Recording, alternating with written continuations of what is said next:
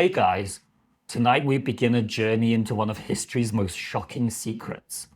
Picture this, a world where showing your ankle could destroy your reputation forever, where a glimpse of your foot through a carriage door could make you the scandal of the entire town, where women literally died rather than reveal what we consider the most innocent part of our body today.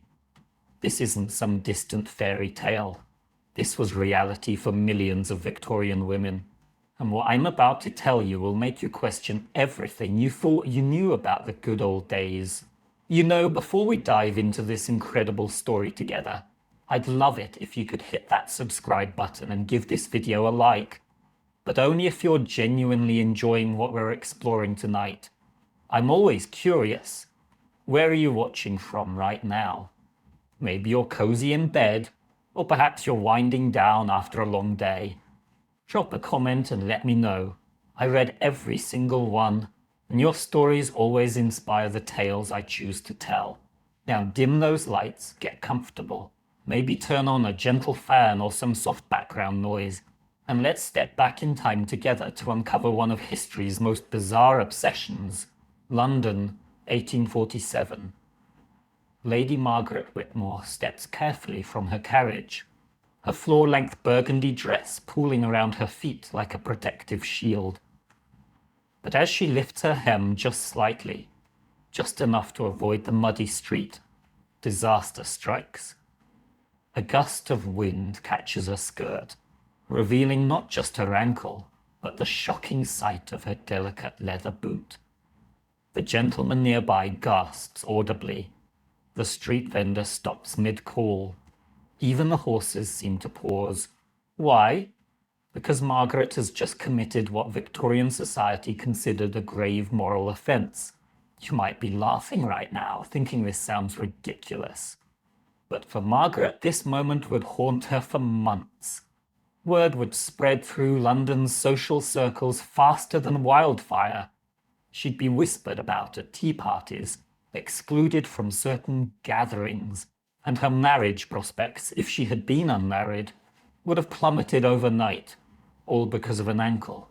This wasn't just vanity or modesty taken to extremes. The Victorian obsession with concealing women's feet and ankles was a carefully constructed system of control that went far deeper than fashion. It was about power, economics, and a society's desperate attempt to maintain order in rapidly changing times. Let me paint you a picture of just how intense this obsession was. Victorian women's dresses didn't just cover their ankles, they swept the ground. We're talking about skirts that were often 12 to 15 feet in circumference at the hem. These weren't just big dresses. They were architectural marvels designed to create an impenetrable fortress around a woman's lower body. The average Victorian lady's dress contained enough fabric to make 3 modern wedding gowns. But here's where it gets really fascinating, and a little heartbreaking. These massive skirts weren't just inconvenient, they were genuinely dangerous. Women regularly caught fire from getting too close to fireplaces. They fell downstairs because they couldn't see their feet. They got caught in carriage doors and dragged through streets. There are documented cases of women drowning because their heavy, waterlogged skirts pulled them under when they accidentally fell into rivers or ponds. Yet society deemed these risks acceptable, even necessary to maintain the sacred principle that a lady's ankle must never be seen. The irony is almost comical when you think about it.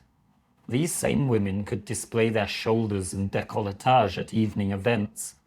They could dance intimately with men, their bodies pressed close during waltzes, but show an ankle.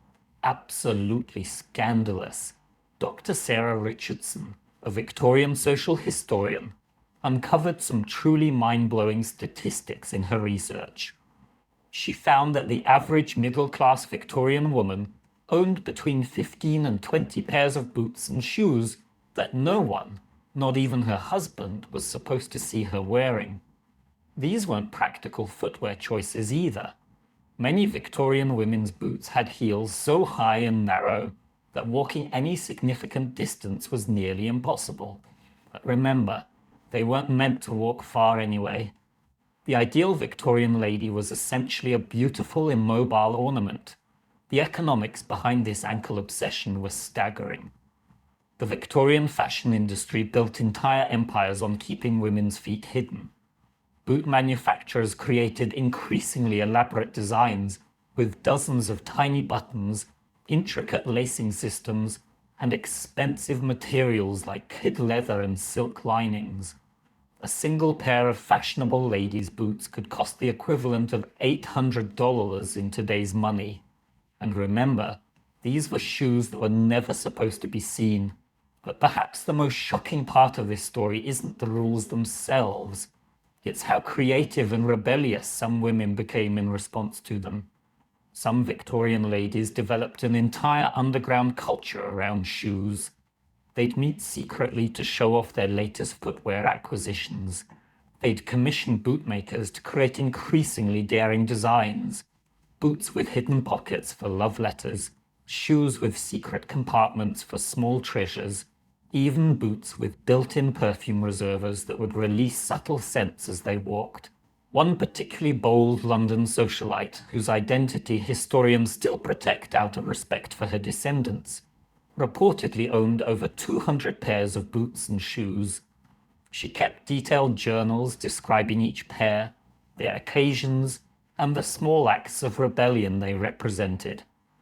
Her entries read like love letters to freedom. Today, I wore the emerald green boots with pearl buttons. No one saw them beneath my dress, but I felt magnificent knowing they were there. The medical consequences of this obsession were severe and long-lasting.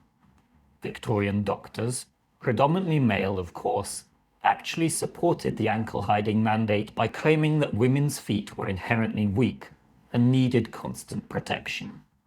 They argued that exposing feet to air and light would cause hysteria, infertility, and moral corruption. These weren't fringe theories. They were mainstream medical opinions published in respected journals.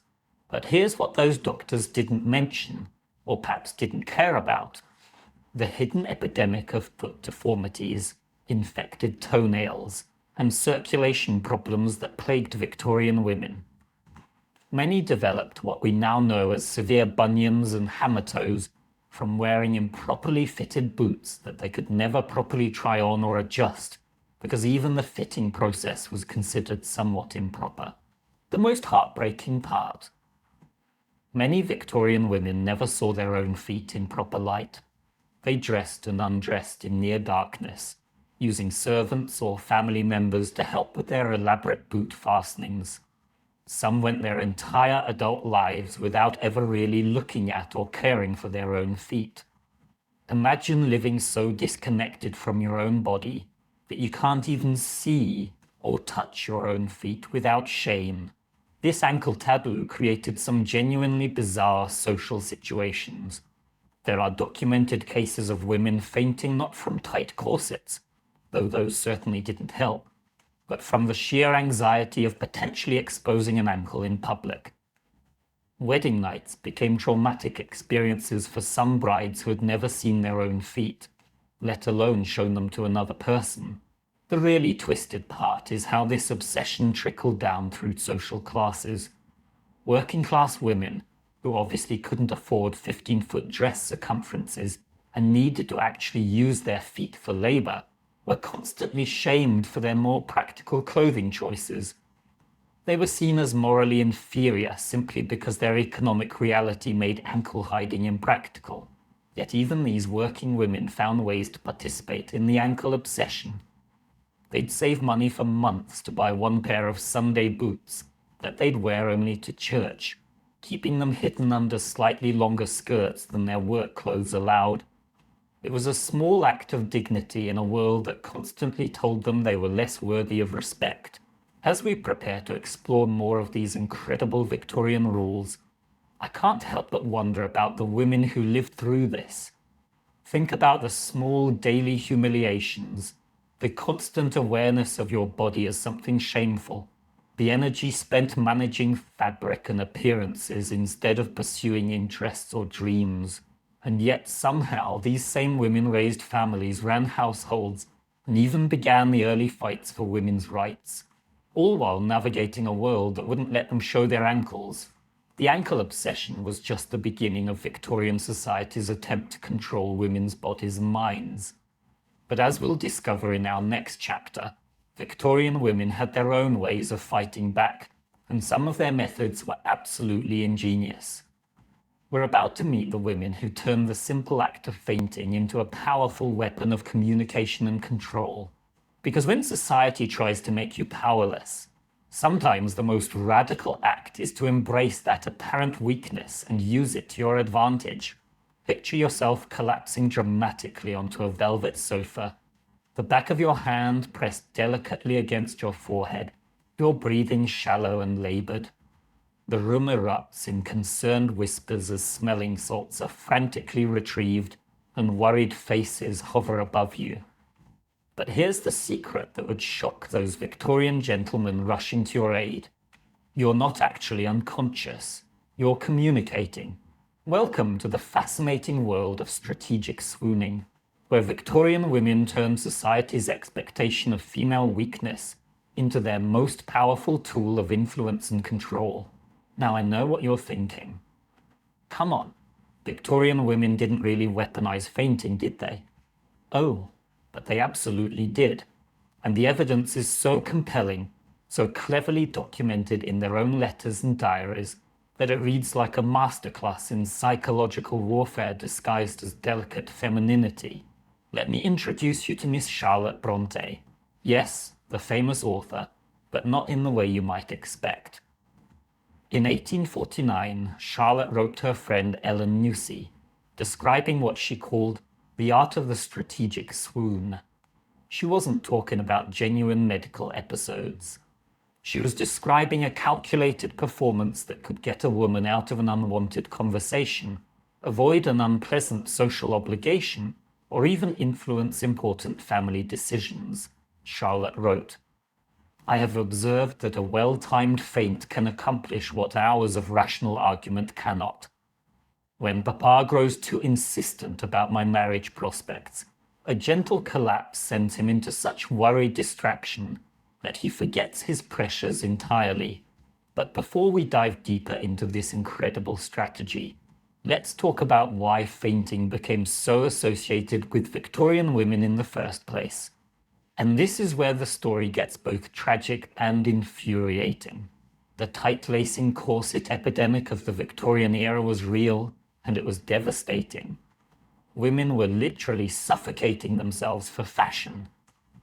Dr. Arabella Keneally, one of the first female physicians in Britain, documented case after case of young women suffering from what she termed corset-induced syncope, medical fainting caused by restricted breathing and compressed internal organs.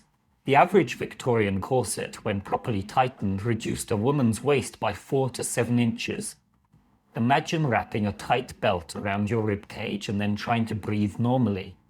Now imagine doing that every single day from the age of 13 until you died. Many women developed what doctors called corset liver.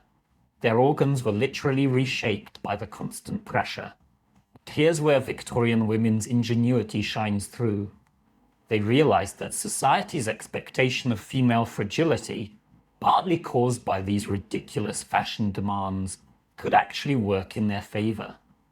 If everyone expected you to be weak and prone to collapse, then strategic weakness became a form of power. Lady Caroline Lamb, one of the most notorious figures of her time, perfected what her contemporaries called the calculated vapors. Her personal maid, writing in her secret diary years later, revealed that Caroline had developed an entire repertoire of different feints for different occasions.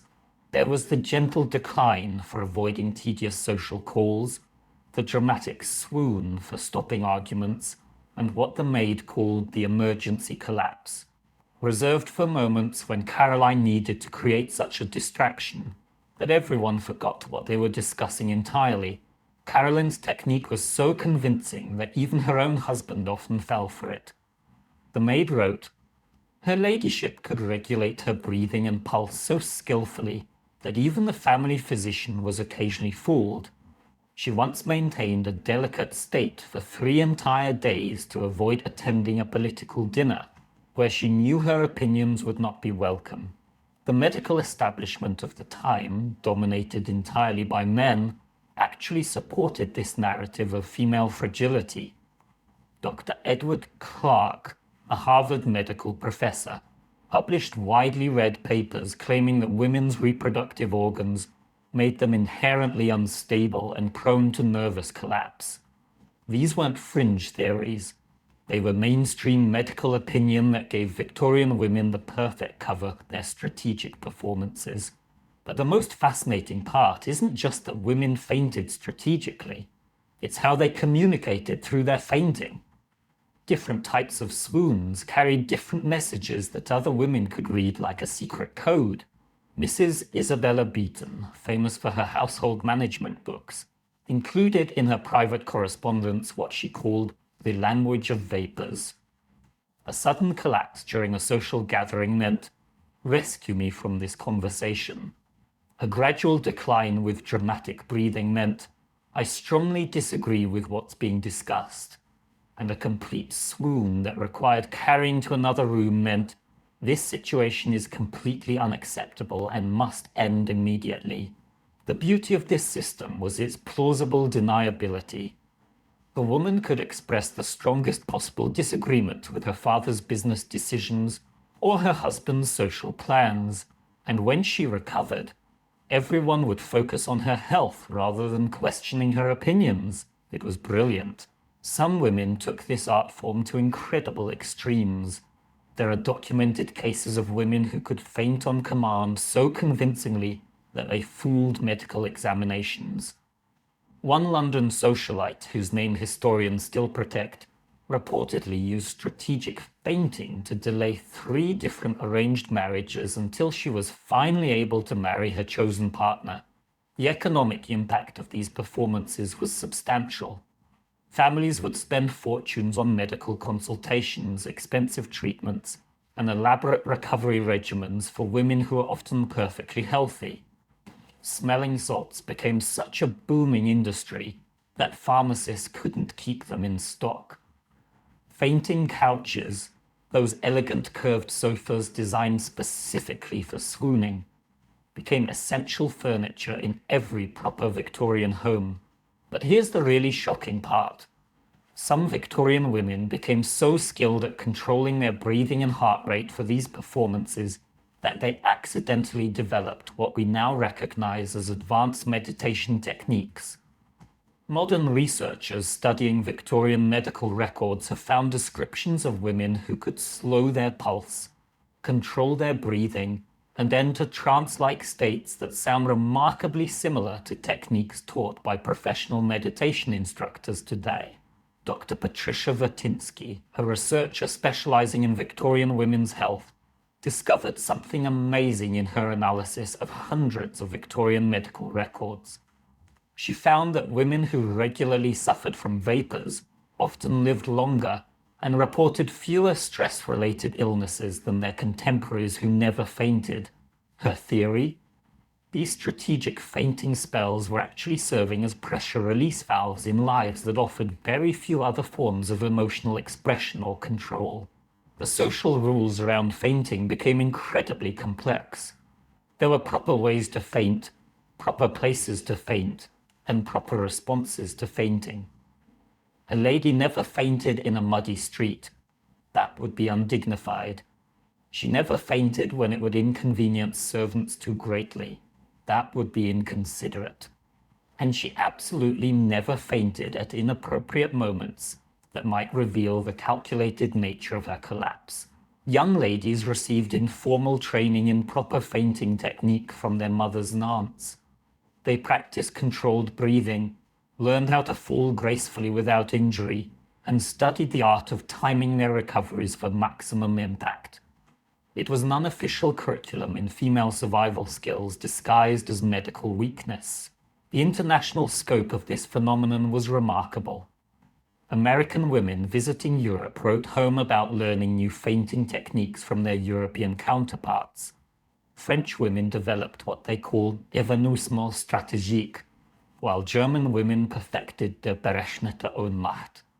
It was a global sisterhood of strategic swooning, but perhaps the most touching aspect of this story is what it reveals about the inner lives of Victorian women. In their private letters and diaries, many wrote about the exhaustion of constant performance, the sadness of having to fake weakness to have any influence, and the longing for a world where their genuine thoughts and feelings would be valued. As we move forward in our exploration of Victorian women's lives, remember that behind every seemingly submissive or fragile Victorian lady might have been a brilliant strategist, working within impossibly restrictive rules to carve out some small space of agency and control. These women weren't victims, they were survivors, and some of their survival techniques were absolutely ingenious. But if you think strategic fainting was extreme, wait until you discover what Victorian women were willing to risk for beauty. Because coming up next, we're diving into a world where fashion literally killed, where being beautiful meant accepting genuine danger, and where women knowingly poisoned themselves daily in the name of looking proper. The lengths these women went to for society's approval will leave you speechless. What if I told you that Victorian women were literally glowing in the dark? Not in some magical romantic way, but because they were slowly dying from arsenic poisoning, one beautiful green dress at a time. The year was 1862, and 19-year-old Matilda Shearer was the envy of every young woman in London. She worked in a prestigious artificial flower factory, creating the most coveted fashion accessories of the era, brilliant emerald green flowers that adorned the hair and dresses of society's elite. Matilda's hands were stained a beautiful, luminous green that seemed to shimmer in candlelight. Her fingernails had taken on an otherworldly glow. She was, quite literally, a living work of art. She was also dying.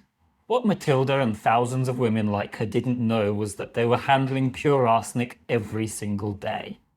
That gorgeous, sought-after green color that made Victorian fashion so stunning. It was created with Scheele's green and Paris green, pigments that contained more arsenic than rat poison. Matilda began experiencing what doctors politely called industrial fatigue. Her skin started peeling, her hair fell out in clumps. She vomited green bile and developed ulcers that wouldn't heal. By the time anyone realized what was happening, it was too late. Matilda died in agony, her body literally poisoned by beauty. But here's the truly shocking part. Even after cases like Matilda's became public knowledge, Victorian society didn't stop using these deadly pigments.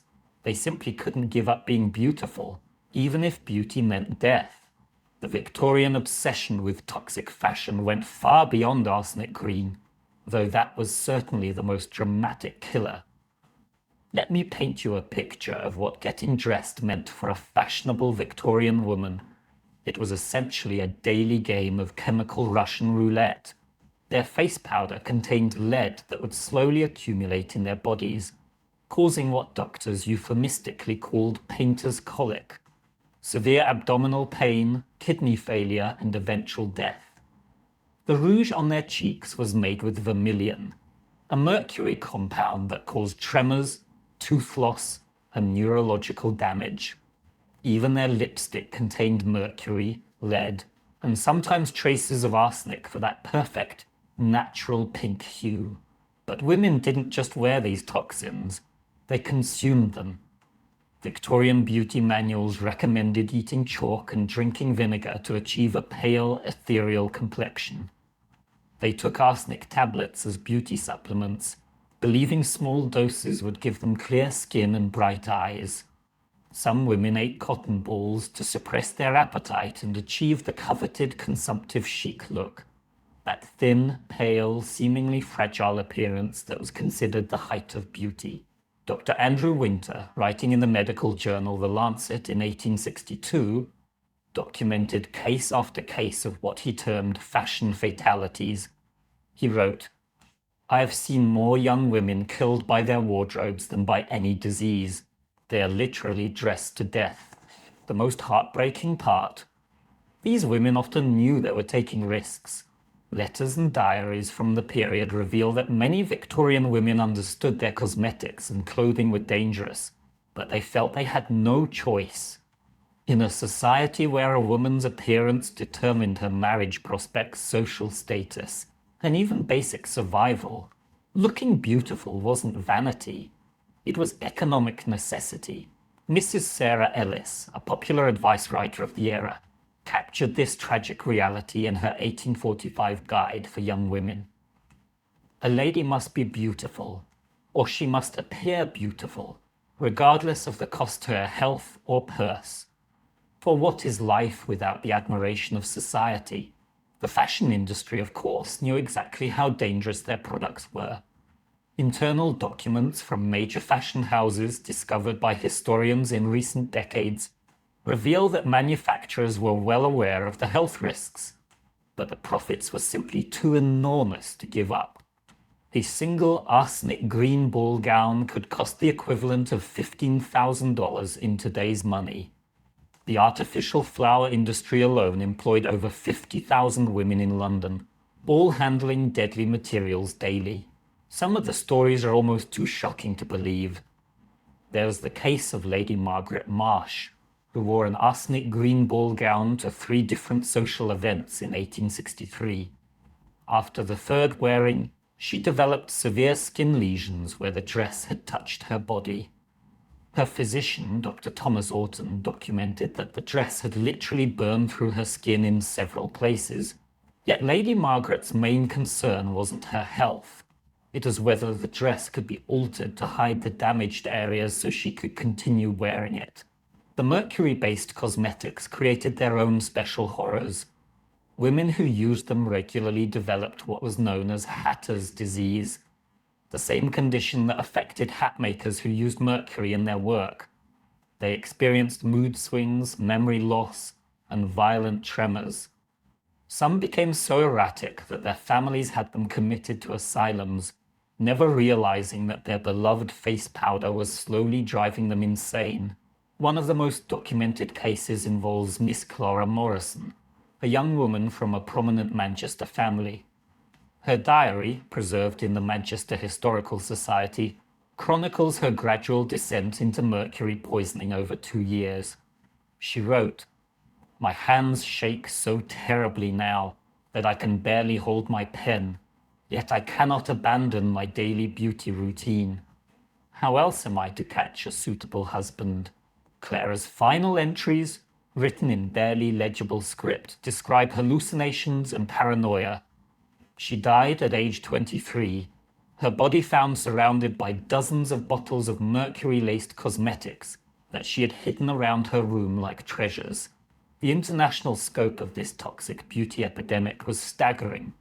French women were dying from lead-based face paints. German women suffered from copper-green dress poisoning.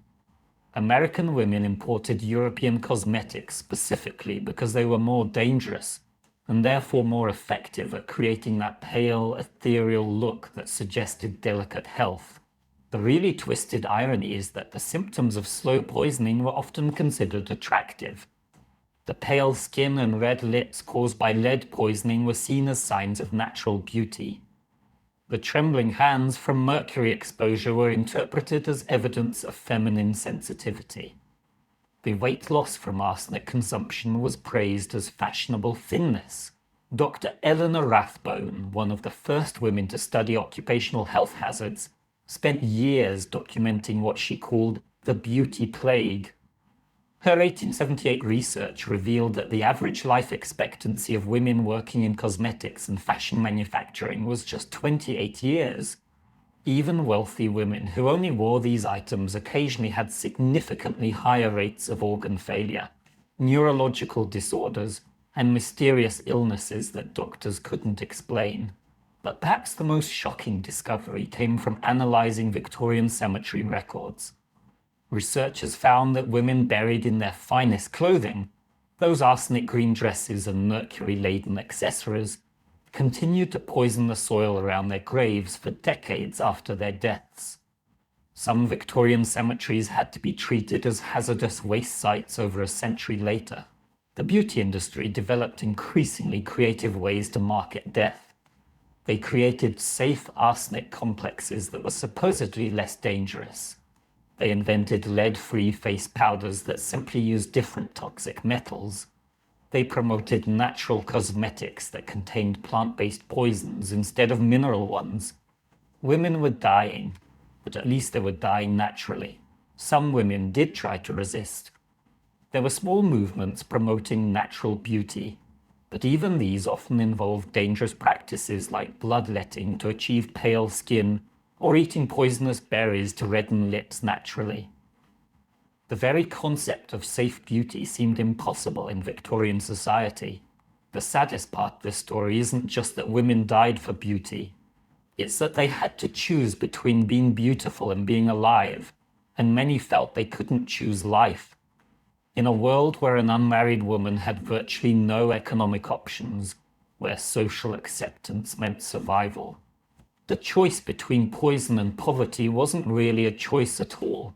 As we continue exploring the hidden costs of Victorian femininity, remember that every time you see a romantic period film with all those gorgeous green gowns and porcelain pale complexions, you're looking at a world where beauty literally killed. These women weren't vain. They were trapped in a system that valued their appearance over their lives. But if deadly fashion seems extreme, wait until you discover the secret language that Victorian women developed to communicate right under society's nose. Because when you can't speak freely, you find other ways to have conversations, and the tool they chose will absolutely amaze you. Imagine sitting in a Victorian parlour, watching what appears to be an innocent young lady delicately fanning herself during polite conversation. But if you knew how to read the secret signals, you'd realize you were witnessing something far more scandalous than casual chit-chat. That seemingly innocent fan was actually conducting an elaborate forbidden love affair right in front of her parents' eyes. The fan held against her left cheek meant, "I wish to get rid of you." Touching the fan to her lips whispered, "Kiss me." Carrying it in her left hand declared, "I wish to become acquainted," while holding it over her heart screamed, "You have won my love." And when she snapped that fan shut, she was saying, "I wish to speak with you," a message that could launch 1,000 secret rendezvous. Welcome to the most sophisticated communication system ever created by women under oppression, the language of fans. And what I'm about to tell you about this secret code will blow your mind.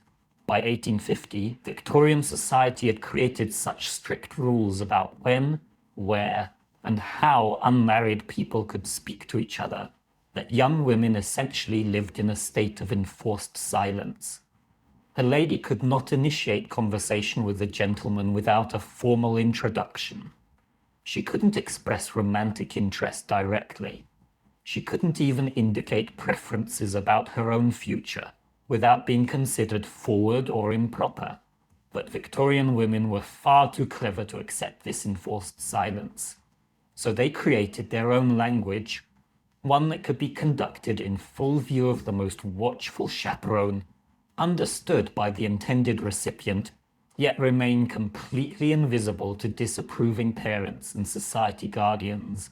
The fan language system was so sophisticated that it had regional dialects, generational variations, and even class-specific modifications. What a working-class girl meant by placing her fan behind her head was different from what the same gesture meant among aristocratic ladies. It was like having different programming languages for different social networks. Let me share one of the most remarkable documented cases of fan communication from the personal papers of Miss Emily Hartwell, preserved in the Hartwell family archives. Emily was a 20-year-old from a prominent Boston family who fell in love with James Morrison, the young man her parents deemed unsuitable due to his modest income as a schoolteacher.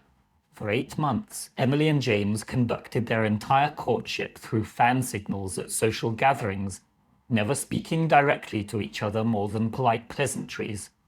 Emily's diary, written in a code she developed herself, documents their elaborate fan conversations in stunning detail. She wrote, "Tonight at the Weatherby's musical evening, I informed James of my feelings through the sacred language. When I placed my fan against my right cheek, he understood that I desired to speak with him privately. His slight nod toward the garden door, combined with my fan pressed to my lips, arranged our meeting for tomorrow's church service. But here's where it gets really fascinating and a little dangerous. Emily and James developed their own private modifications to the standard fan language, creating what amounted to their own lover's dialect. They assigned specific meanings to the speed of fan movements, the angle at which it was held, even which fingers were used to grip the handle.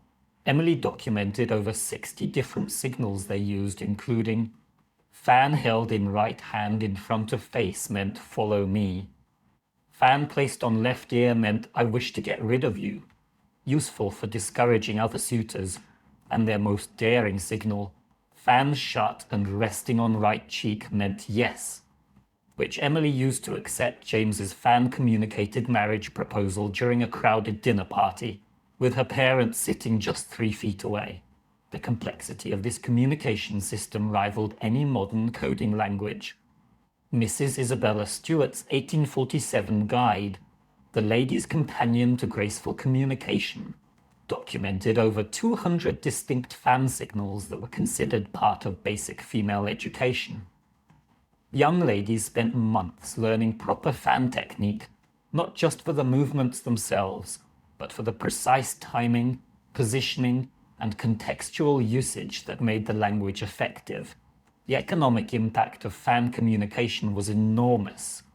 The fan industry exploded during the Victorian era, not just because fans were fashionable accessories, but because they were essential communication tools. Wealthy families would commission custom fans with specific decorative elements that added additional layers of meaning to the basic gesture language. One London fan maker, Charles du Villeroy, kept detailed records of custom orders that revealed just how seriously families took fan communication. His 1863 order book shows requests for fans with conversation diamonds, tiny gemstones placed at specific points on the fan that would catch light when held at particular angles, adding visual emphasis to spoken messages. But the fan language wasn't just for romantic communication. Women used it for all sorts of forbidden conversations, political opinions, business observations, social criticism, even family gossip. Anything that women weren't supposed to discuss openly could be communicated through carefully choreographed fan movements. Mrs. Margaret Fuller, the famous transcendentalist writer, documented in her private letters how women at political gatherings used fan signals to share their real opinions about candidates and policies. She wrote, "While the gentlemen debate the merits of various political positions, we ladies conduct our own political discourse through the silent eloquence of painted silk and ivory. The international variations were remarkable. Spanish women developed what they called el lenguaje del abanico, which included specific signals for religious and family matters that weren't part of the English system. French ladies created la langue de l'éventail, which incorporated dance-like movements that could be read from across large ballrooms. Italian women developed the most dramatic version, with sweeping gestures that could communicate complex emotional states and family relationships. But perhaps the most impressive aspect of fan language was how women taught it to each other. Since this knowledge couldn't be passed down through official channels, imagine asking your mother to teach you how to flirt behind her back. Women created an underground educational network. Older married women, who had more social freedom, would discreetly mentor younger unmarried ladies. They'd meet for fan practice sessions disguised as casual social calls. Some wealthy families even hired governess figures specifically to teach proper fan technique. though this was never officially acknowledged. The learning process was incredibly sophisticated. Advanced practitioners could conduct conversations while maintaining perfect social composure, never breaking character as demure, obedient daughters. They developed peripheral vision techniques to read fan signals without appearing to stare. They learned to interpret messages through brief glances that wouldn't attract attention. Miss Caroline Thompson's correspondence with her sister reveals the intense preparation that went into mastering fan communication. She wrote, "I practice daily before my mirror, ensuring that my yes signal cannot be confused with my perhaps gesture. The difference of 2 inches in fan placement could change the entire meaning of a conversation." The psychological effects of this secret communication system were profound. Women who mastered fan language reported feeling more confident, more intellectually engaged, and more connected to other women. It created a sense of sisterhood among practitioners. They shared a secret knowledge that gave them power in a powerless situation. But the system also created incredible pressure. Women who couldn't master fan language or who misread signals could find themselves socially isolated. There are documented cases of young women suffering severe anxiety over fan communication mistakes that led to social embarrassment or missed romantic opportunities. The most touching aspect of fan language is what it reveals about the intellectual capabilities of Victorian women. This wasn't a simple system of basic signals. It was a complex, evolving language with grammar, syntax, and cultural nuances. Women who were supposedly too delicate and simple-minded for serious conversation had created a communication system that required incredible memory, spatial awareness, and social intelligence. Dr. Sarah Jane Williams, a Victorian-era physician who was one of the first to study women's health comprehensively, noted in her private research that women who used fan language showed significantly better cognitive function and social adaptation than those who remained completely passive in social situations. Some of the documented fan conversations were absolutely brilliant.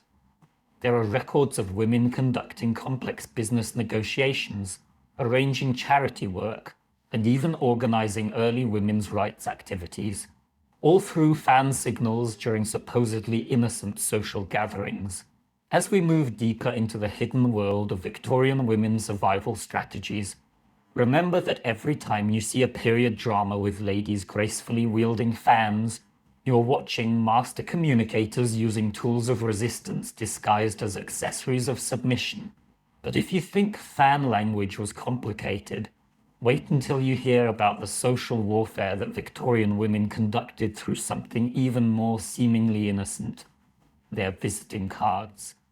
Because the calling card system created battles so fierce and strategies so cunning that they make modern social media drama look like child's play. 3 small pieces of paper destroyed Mrs. Adelaide Pemberton's social life forever. They weren't love letters, scandalous photographs, or evidence of any impropriety. They were calling cards. And the way she handled them in the spring of 1858 turned her from London society's darling into its most notorious outcast in less than 24 hours. You see, Adelaide made a fatal mistake. When Lady Catherine Worthington came calling, Adelaide instructed her servant to say she was not at home, Victorian code for "I don't want to see you right now." But here's where it gets deliciously complicated.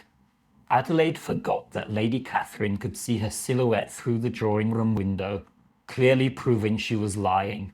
Lady Catherine left her calling card with one corner folded down, a silent declaration of war. That tiny fold communicated to anyone who understood the system that Adelaide had committed an unforgivable social sin. Within hours, the news had spread through London's elite circles like wildfire. By evening, Adelaide's silver card tray, once overflowing with invitations, sat empty. She'd been socially executed by a piece of paper. Welcome to the Victorian calling card system, the most ruthlessly efficient social media platform ever created. where your reputation could be built or destroyed with the flick of a wrist and the strategic placement of cardboard. Now, if you think modern social media is dramatic, you clearly haven't studied the Victorian calling card wars. These weren't just polite social customs. They were weapons of mass social destruction, wielded by women who turned etiquette into an art form of psychological warfare. The calling card system operated on rules so complex they required dedicated instruction manuals. Mrs. John Sherwood's 1884 guide, Manners and Social Usages, contained over 40 pages devoted entirely to calling card protocols. And these weren't suggestions. They were laws as rigid as any legal code, with violations punished by complete social exile. Let me walk you through the basic battlefield. Every proper Victorian lady had multiple sets of calling cards. There were formal cards for official visits, smaller cards for intimate friends, mourning cards with black borders, and special cards for different seasons. The paper quality, font choice, and even the card's thickness communicated your social status before you ever said a word. But the real genius and danger lay in how these cards were used. The way you folded a card, where you placed it, which corner you turned down, even how you presented it to the servant could send dozens of different messages. It was like having a complex coding system that everyone in society was expected to master perfectly. Mrs. Emily Post's grandmother, Mrs. Josephine Post, kept detailed records of her calling card interactions that read like military intelligence reports. In her 1862 diary, she documented what she called the Battle of Beacon Hill, where 3 prominent Boston families destroyed each other's reputations through a series of increasingly aggressive calling card maneuvers. It started when Mrs. Harrison left cards for both Mrs. Cabot and Mrs. Lodge on the same afternoon, but used different qualities of cardstock, signaling that she considered one family superior to the other. Mrs. Lodge, insulting detected, retaliated by leaving her card at Mrs. Harrison's house, with the upper right corner folded down, indicating she had called personally but found no one worthy of receiving her at home. Mrs. Cabot, not to be outdone, sent her least impressive servant to deliver her card to Mrs. Lodge, communicating that she considered the Lodge family beneath her personal attention. The war escalated until all 3 families were essentially banned from proper Boston society for what contemporary observers called ungenteel card combat. But here's what makes this system absolutely fascinating. Women developed incredibly sophisticated strategies for using these seemingly innocent pieces of paper to control their social environments. They could exclude rivals, promote favorites, signal alliances, and even conduct business negotiations, all through the strategic deployment of calling cards. Miss Constance Whitney, whose correspondence is preserved in the Whitney family papers at Yale, described her calling card strategy with the precision of a military campaign.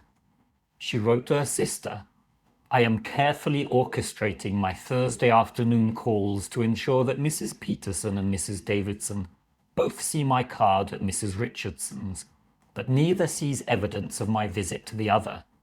This will create the impression that I favor Mrs. Richardson above both, which should secure my invitation to the Newport Cottage party." The psychological sophistication required to navigate this system was extraordinary. Women had to track dozens of social relationships simultaneously, remember complex rules that varied by situation, and execute split-second strategic decisions that could have lasting consequences. The economic impact was staggering. Families spent enormous sums on calling card accessories. There were special card cases, silver trays for receiving cards, elaborate calling card albums for displaying important connections, and even furniture designed specifically for card-related activities. The calling card industry employed thousands of engravers, printers, and designers who catered to increasingly elaborate demands. One London stationer, Frederick Warne and Company, kept records showing that wealthy families spent the equivalent of $5,000 annually in today's money just on calling cards and related accessories. They offered cards with gold embossing, hand-painted illustrations, and even cards embedded with real flowers or fabric samples.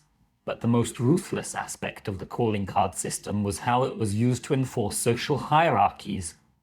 Women could effectively blacklist entire families by coordinating their calling patterns. If the influential ladies of a community decided someone was unworthy, they could orchestrate a campaign of social exclusion that was devastating in its completeness. Mrs. Ward McAllister, the self-appointed social arbiter of New York's Gilded Age, perfected what historians call calling card assassination.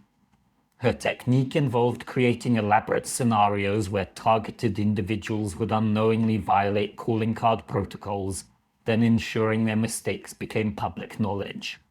She could destroy someone's social standing while maintaining the appearance of perfect propriety herself. One of her most famous victims was Mrs. Rebecca Hartwell, a wealthy widow who made the mistake of trying to enter New York society without McAllister's approval. McAllister orchestrated a situation where Mrs. Hartwell was invited to several conflicting social events on the same day, making it impossible for her to leave calling cards appropriately for all hostesses.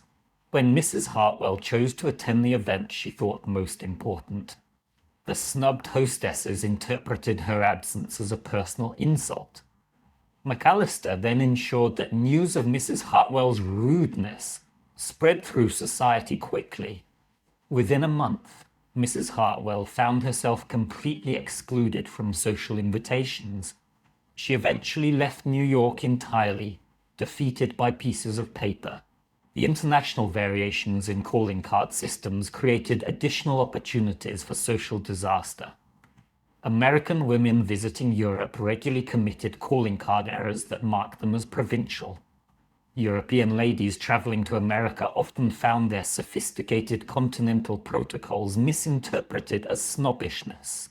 Miss Alice James, sister of the famous William and Henry James, documented these cultural calling card collisions in her letters from Europe. She wrote, "I have witnessed 3 separate social catastrophes this month, all caused by well-meaning ladies who applied their home country's calling card rules in foreign territory. One poor American woman was completely ostracized from Parisian society because she didn't understand that leaving cards on Sunday was considered vulgar here, though perfectly acceptable in Boston. But perhaps the most remarkable aspect of the calling card system was how it created a shadow economy run entirely by women. Since ladies couldn't engage in traditional business, they used calling card networks to organize investment groups, charitable foundations, and even early feminist organizations. Mrs. Lucretia Mott used calling card networks to organize the women's rights movement. She developed a system where specific card folding patterns indicated meeting times and locations for women interested in suffrage activities. The authorities never suspected that the genteel ritual of leaving calling cards was being used to coordinate political resistance. The system also created an entire service industry of social intelligence. Wealthy families employed servants whose specific job was to track calling card patterns throughout their social circle. These card watchers would report on who was visiting whom, which families were rising or falling in social status, and what new alliances were forming. Some women became professional social strategists, hired discreetly by new money families who needed help navigating the calling card minefield. These social consultants charged enormous fees to coach nouveau riche families in proper card protocols and help them avoid the social landmines that could destroy their aspirations. The psychological pressure of the calling card system was immense. Women developed what doctors called card anxiety, a condition where the mere sight of their calling card tray could trigger panic attacks. The fear of making a card-related mistake that could destroy their family's social standing led some women to become virtual hermits, afraid to participate in the very social system that defined their worth. Yet despite all its dangers and complications, many women found empowerment in mastering the calling card system. It gave them a socially acceptable way to exercise influence, build networks, and shape their communities. For women who were barred from business, politics, and public life, calling cards provided a pathway to real power. As we continue exploring the hidden complexities of Victorian women's lives, remember that behind every gracious social custom was often a woman wielding it like a weapon, building alliances like a diplomat, and surviving in a world that gave her very few tools for self-determination. But if calling card warfare seems intense, prepare yourself for the most elaborate and emotionally devastating social ritual Victorian women endured: the mourning process. Because when death touched the Victorian family, it didn't just bring grief. It brought a complex set of rules that could trap a woman in elaborate performances of sorrow for years of her life. When Queen Victoria's beloved Prince Albert died in December 1861, she didn't just lose her husband, she sentenced an entire empire to 40 years of elaborate, obsessive mourning rituals that would transform grief from a personal emotion into a public performance. And for Victorian women, this meant that death in the family could trap them in a prison of black fabric, social isolation, and prescribed sorrow that sometimes lasted longer than the actual marriage had. Meet Mrs. Catherine Morrison, a 32-year-old widow from Edinburgh who followed every mourning rule perfectly after her husband's death in 1863. She wore full black for 2 years and 6 months, then half mourning grey and lavender for another year. She covered every mirror in her house, draped every piece of furniture in black cloth, and wore a thick black veil that made it difficult to see or breathe properly. She avoided social gatherings, music, and any form of entertainment. By the time her official mourning period ended in 1867, Catherine had spent nearly 4 years of her life essentially buried alive. Her health had deteriorated from lack of sunlight and social interaction. Her children barely knew her behind the veils, and perhaps most tragically, she'd actually forgotten how to experience genuine emotion. The prescribed performance of grief had replaced her natural healing process entirely. This was the reality of Victorian mourning culture. A system so elaborate and demanding that it turned death into a fashion statement and grief into a competitive performance. The mourning dress code alone was a masterpiece of complicated cruelty. A widow was expected to wear deep mourning for at least 2 years, heavy black fabrics with no shine, trim, or decoration. The dress had to cover every inch of skin except for a small portion of the face. The sleeves were tight-fitting and uncomfortable. The skirts were so heavy with multiple layers of black crepe that many women developed back problems from the sheer weight of their grief costume.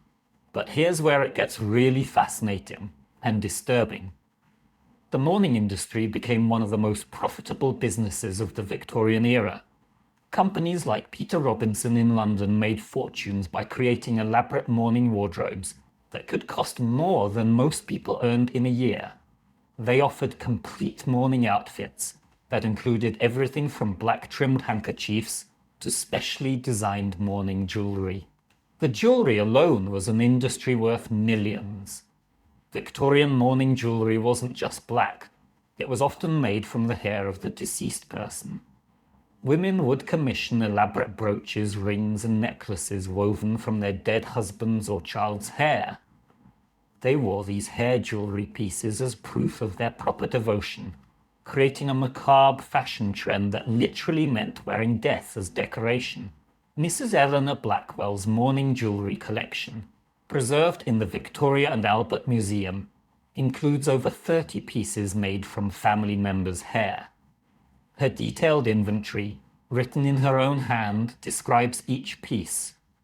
Bracelet of dear William's hair, woven with gold thread, worn daily for 18 months. brooch containing mother's hair, surrounded by seed pearls, displayed only on anniversary of her passing. But the really shocking part wasn't just wearing mourning clothes, it was the timeline. Society had specific mourning periods for every possible family relationship, and these periods were rigidly enforced. A widow mourned for 2.5 years minimum.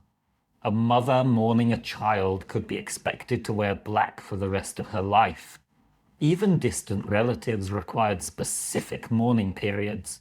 6 months for a grandparent, 3 months for an uncle or aunt, 6 weeks for a first cousin. The social policing of these mourning rules was ruthless. Women who appeared in public too soon, wore the wrong shade of black, or seemed insufficiently sorrowful were publicly shamed. Mrs. Sarah Stickney Ellis, a popular Victorian advice writer, documented case after case of women who were socially ostracized for inadequate mourning performance. One particularly heartbreaking case involved Mrs. Margaret Sinclair, who lost her infant daughter in 1859. Margaret followed all the mourning rules perfectly for 8 months, but when she was spotted smiling while speaking to her surviving son in a park, a neighbor reported her inappropriate cheerfulness to their social circle. Margaret found herself excluded from social gatherings and church activities because she dared to show maternal love for her living child while still officially mourning her dead one. The psychological impact of these prolonged mourning requirements was devastating. Dr. Henry Maudsley, one of the first psychiatrists to study grief, wrote in his 1867 journal about what he called prescribed melancholia, cases where women became genuinely depressed not from their loss, but from the social requirement to perform depression for years at a time. He documented women who couldn't stop mourning even after their official periods ended, who had become so accustomed to isolation and sorrow that they couldn't remember how to experience joy. Some women developed what he termed mourning addiction. They became dependent on the social attention and sympathy that came with being a tragic figure. But here's what makes this story even more incredible. Some Victorian women found ways to use the mourning system to their advantage. Because mourning gave women certain social freedoms they didn't have otherwise, clever women sometimes used extended mourning periods to escape unwanted marriages, avoid social obligations they disliked, or pursue interests that would otherwise be considered inappropriate. Miss Caroline Hampton, whose private papers were discovered in the 1990s, documented how she used her mother's death as an opportunity for what she called socially acceptable rebellion. During her official mourning period, she was excused from the social events she found tedious, freed from expectations of marriage-seeking behavior, and able to spend her time reading and writing, activities her family had previously discouraged as too intellectual for a young lady. Caroline wrote to her friend, "I confess that beneath my genuine grief for dear mother lies a terrible secret satisfaction. In mourning, I am finally free to be myself without society's constant demands for charm and marriageability." The international mourning industry was enormous. French mourning crepe was considered the finest quality, German mourning jewelry the most elaborate, and American mourning photography the most innovative. Yes, photographing the dead became a booming business, with families commissioning elaborate portraits of deceased relatives to display in their homes. Some of these post-mortem photographs were so lifelike that visitors couldn't tell the subjects were dead. Photographers developed techniques for posing bodies to look naturally sleeping or sitting, and families would often include living relatives in these portraits, creating haunting images of families posed with their deceased members as if nothing had changed. The mourning portrait industry reveals the Victorian obsession with making death decorative. These weren't simple memorial photos. They were elaborate productions with props, staging, and careful lighting designed to create beautiful images of tragedy. Families spent fortunes on these portraits, often commissioning multiple poses and settings to create what amounted to death-themed photo albums. But perhaps the most bizarre aspect of Victorian morning culture was the morning etiquette that governed social interactions. There were specific rules for how to speak to morning women, what topics were appropriate, even how long you could look at someone in morning dress. Violating these rules could result in social punishment almost as severe as inadequate mourning itself.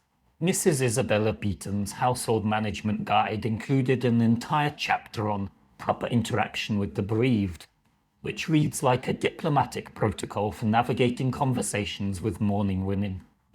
The complexity was staggering. Different phases of mourning required different conversational approaches, different levels of sympathy, and different types of practical assistance. The economic burden of proper mourning was crushing for many families. Beyond the expensive clothing and jewelry, families were expected to drape their homes in black cloth, host elaborate funeral ceremonies, commission memorial artwork, and maintain expensive grave sites.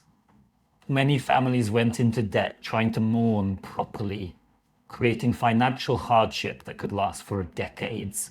Some entrepreneurs built entire business empires around mourning services.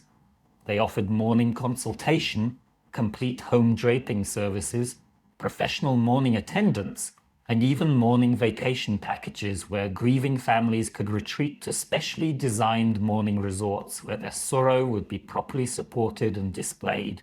The strangest part of all this elaborate mourning theatre was how it often prevented actual grieving.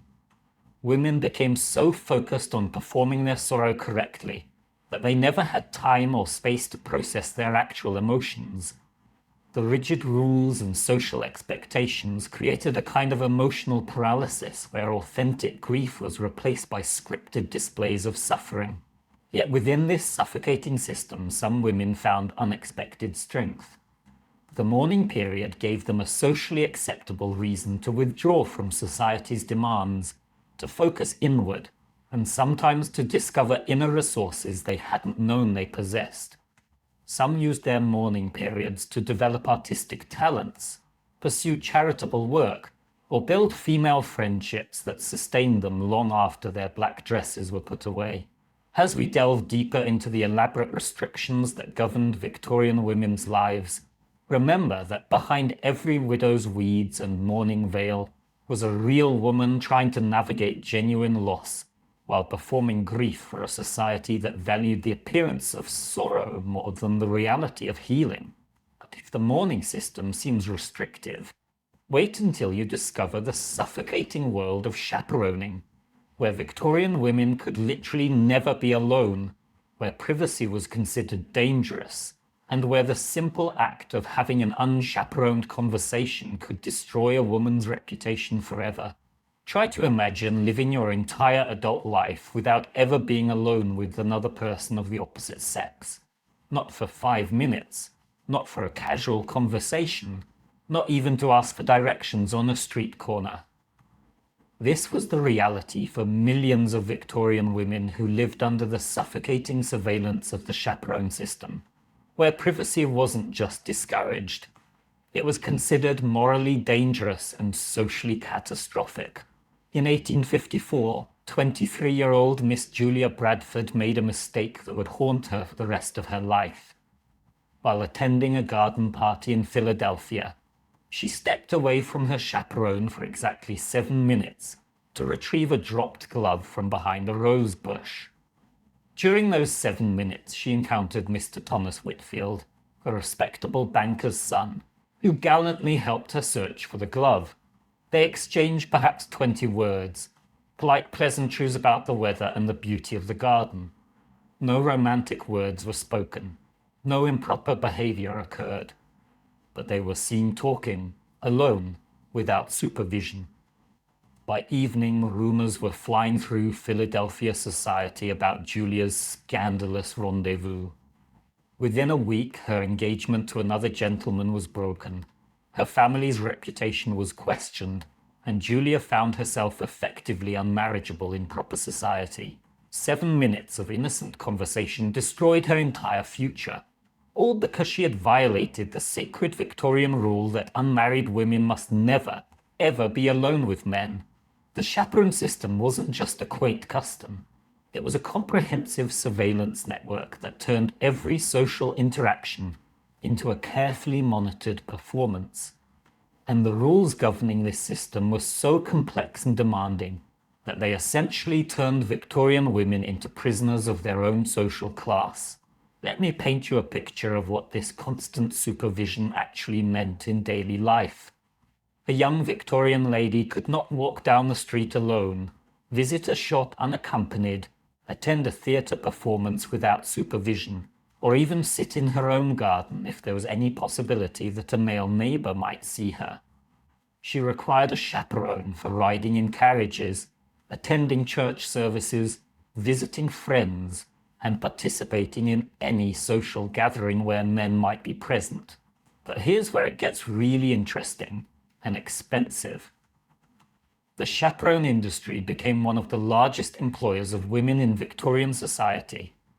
Wealthy families employed professional chaperones whose full-time job was surveillance. Middle-class families relied on elderly female relatives, unmarried aunts, or family friends to provide chaperoning services. Even working-class families found ways to ensure their daughters were never unsupervised in mixed company. Mrs. Emmeline Hartwell, a professional chaperone working in New York during the 1870s, kept detailed records of her duties that read like intelligence reports. Her daily logs document every conversation her charges had, every gentleman they encountered, and every potential threat to their reputations. In one typical week, she chaperoned 4 different young ladies to 17 separate social events, positioning herself strategically to overhear conversations while appearing to focus on her needlework. Mrs. Hartwell wrote in her private journal, "The art of chaperoning requires the stealth of a spy, the hearing of a bat, and the memory of an elephant.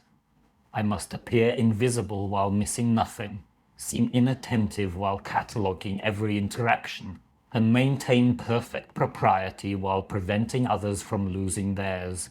The psychological impact of constant supervision was devastating.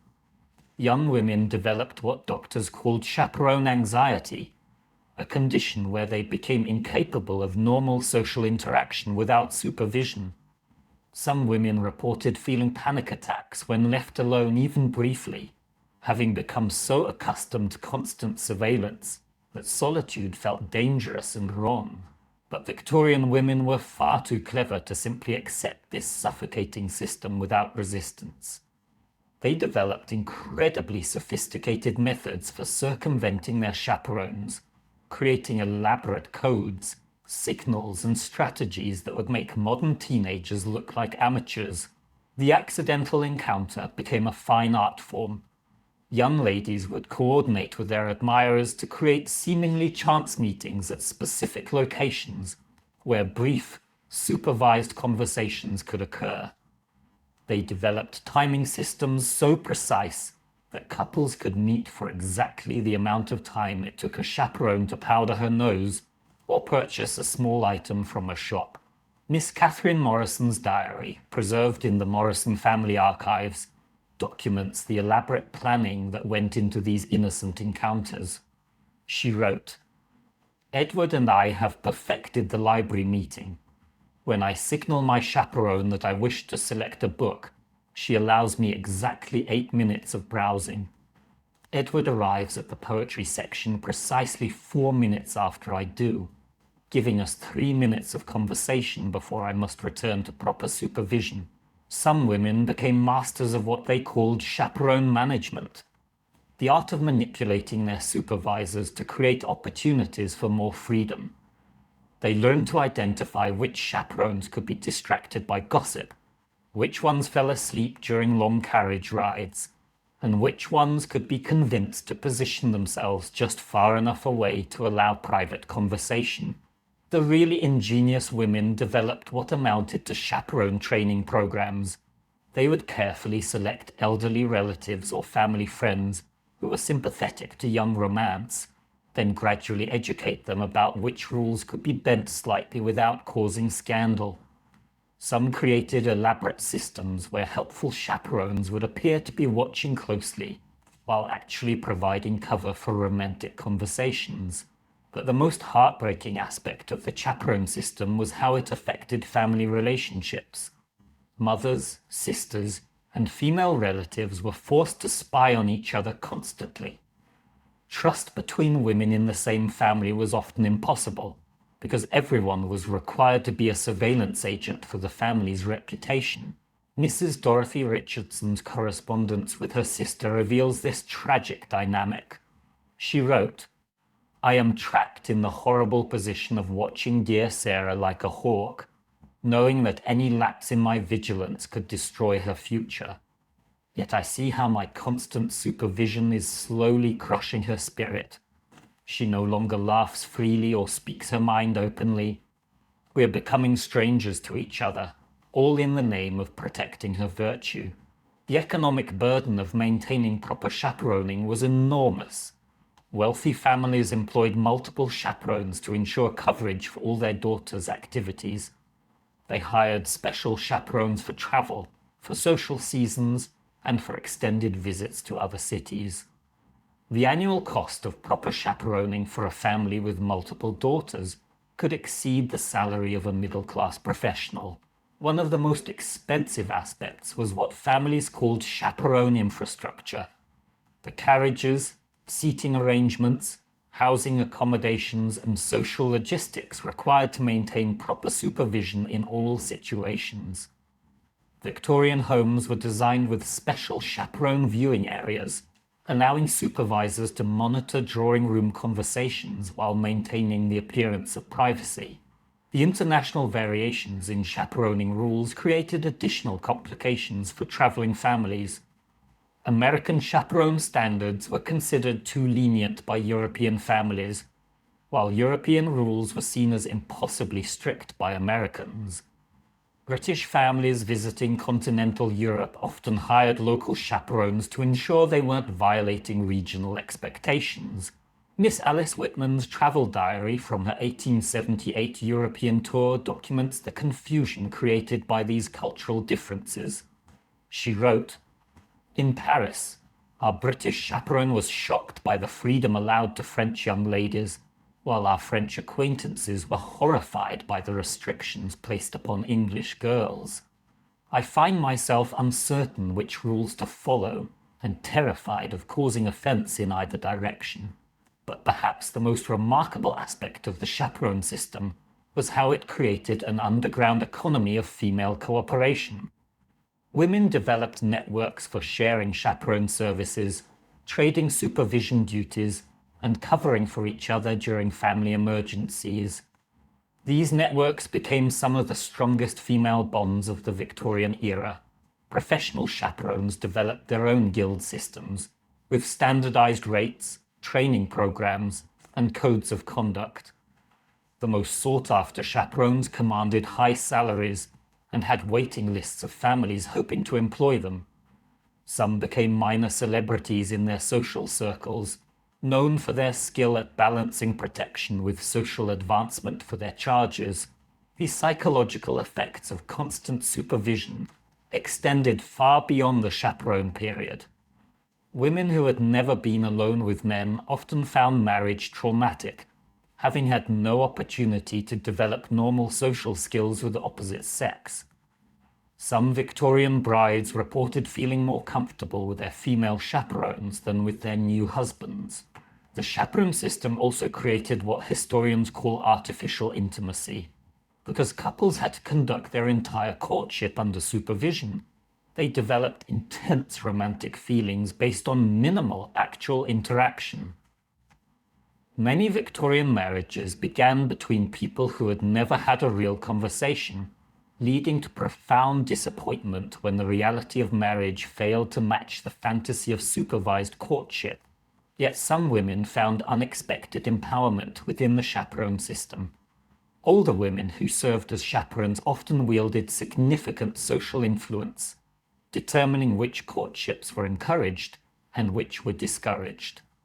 Some used their positions to help younger women navigate social expectations while maintaining some personal agency.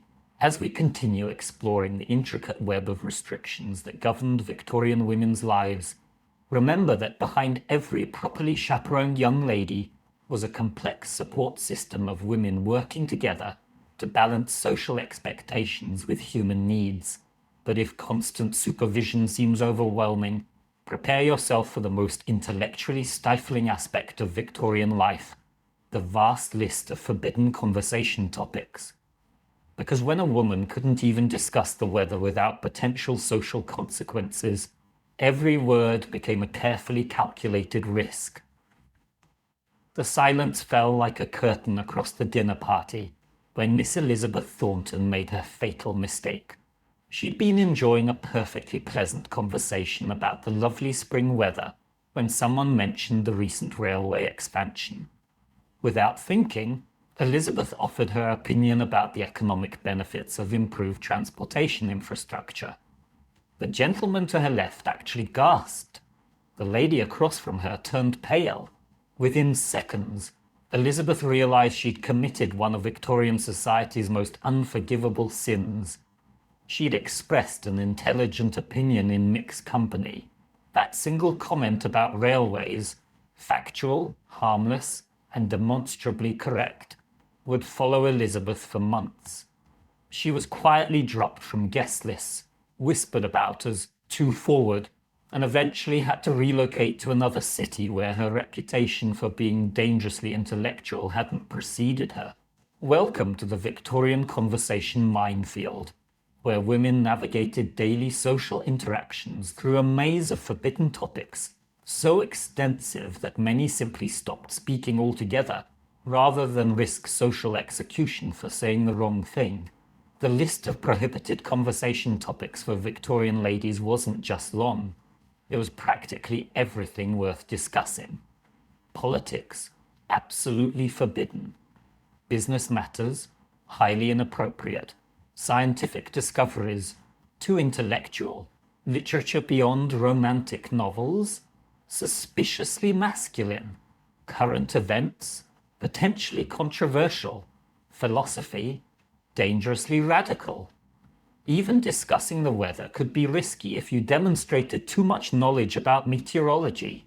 Mrs. Sarah Ellis, author of the influential 1839 guide, The Women of England, laid out the conversational prison that Victorian ladies inhabited. A woman's conversation should be like morning dew, gentle, refreshing, and leaving no trace of having existed.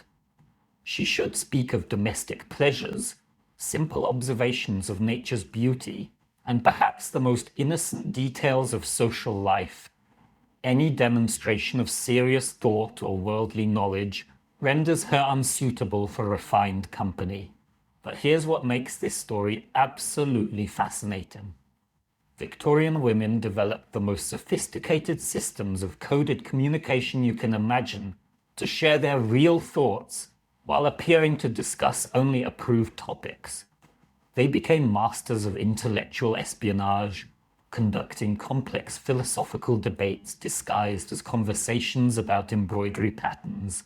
Let me share the incredible story of the Literary Ladies of Concord, a group of Massachusetts women who met weekly for what appeared to be innocent needlework circles.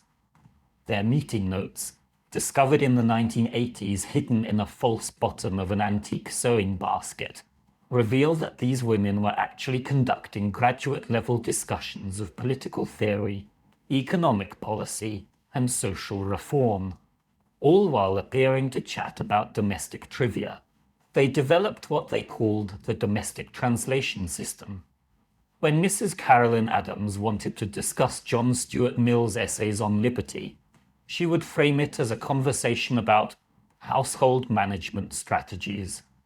When Miss Dorothy Wright wished to debate the ethics of slavery, she would disguise it as a discussion about challenging domestic situations requiring moral guidance.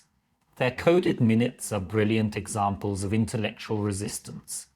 One entry reads, "Today we discussed the most effective methods for managing difficult stains in fine linens." which was actually a debate about political corruption and how to address systemic social problems.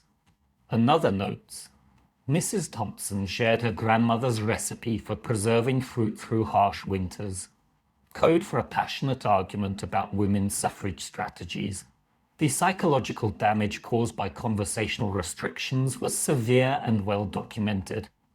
Dr. Elizabeth Blackwell, America's first female physician, wrote extensively about what she termed intellectual suffocation syndrome, a condition where women developed physical symptoms from suppressing their thoughts and opinions.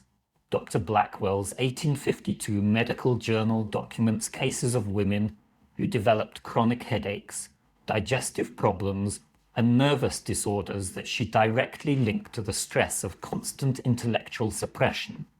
She wrote, I have observed that women forced to restrict their conversation to approved domestic topics often develop symptoms remarkably similar to those seen in prisoners kept in solitary confinement. But the most heartbreaking aspect wasn't just that women couldn't speak freely. It was how they were trained from childhood to police their own thoughts. Young girls received intensive education in appropriate conversation, learning not just what topics to avoid, but how to stop themselves from even thinking about forbidden subjects. Miss Charlotte Perkins, whose diary from ages 12 to 18 survives in the Schlesinger Library, documented her own intellectual self-destruction with heartbreaking clarity. At 12, she wrote, I love reading about the discoveries of Mr. Darwin and wonder what it means for our understanding of creation. By 16, her entries show the effects of years of social conditioning. I caught myself thinking about scientific matters again today. I must train my mind to focus on more suitable subjects for a young lady. The economic impact of conversational restrictions was enormous because it created entire industries devoted to managing women's intellectual lives. Families hired special tutors whose job was not to educate daughters, but to teach them how to appear educated without actually knowing anything dangerous. These accomplishment instructors taught young ladies to speak beautifully about approved topics, while carefully avoiding any demonstration of real knowledge. The most expensive aspect was what families called intellectual insurance, elaborate systems to ensure their daughters never accidentally revealed forbidden knowledge. Wealthy families employed conversation coaches who would rehearse safe topics with their daughters before social events. They created extensive libraries of approved books and hired readers to pre-screen all materials for potentially corrupting ideas. One Boston family, the Cushings, spent the equivalent of $50,000 annually in today's money on what they called intellectual protection services. They employed a full-time conversation monitor whose job was to attend social events with their daughters and signal them if their conversation was trending toward dangerous territory. The international variations in conversation restrictions created fascinating complications for traveling families. Topics that were acceptable for women to discuss in France were scandalous in England. Subjects that American women could address freely were forbidden to their German counterparts. Some families hired cultural conversation consultants to help them navigate these differences without causing international incidents. Miss Edith Wharton, before she became a famous author, documented these cultural conversation minefields in her early travel diaries. She wrote, "In London, I was cautioned against expressing any opinion about architecture, though in Paris such comments were not only acceptable but expected. Yet in Paris, my innocent observation about the beauty of the cathedral windows was considered inappropriately intellectual for a young American lady. But perhaps the most remarkable aspect of this conversational oppression was how it backfired spectacularly.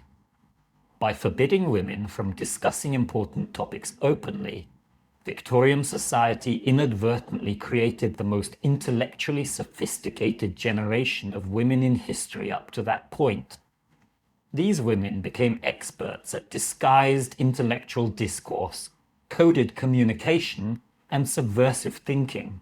They developed what historians now call domestic intellectualism, the ability to conduct serious philosophical, political, and scientific discussions through seemingly innocent conversation about household matters. A discussion about garden planning could actually be a debate about economic theory. A conversation about children's education might be a complex analysis of social reform strategies. The literary evidence for this intellectual resistance is overwhelming. Women's personal letters from the Victorian era reveal minds engaged with the most complex ideas of their time, despite having no official outlet for these thoughts. They read voraciously, thought deeply, and found ways to share their ideas with other women through carefully disguised communication networks.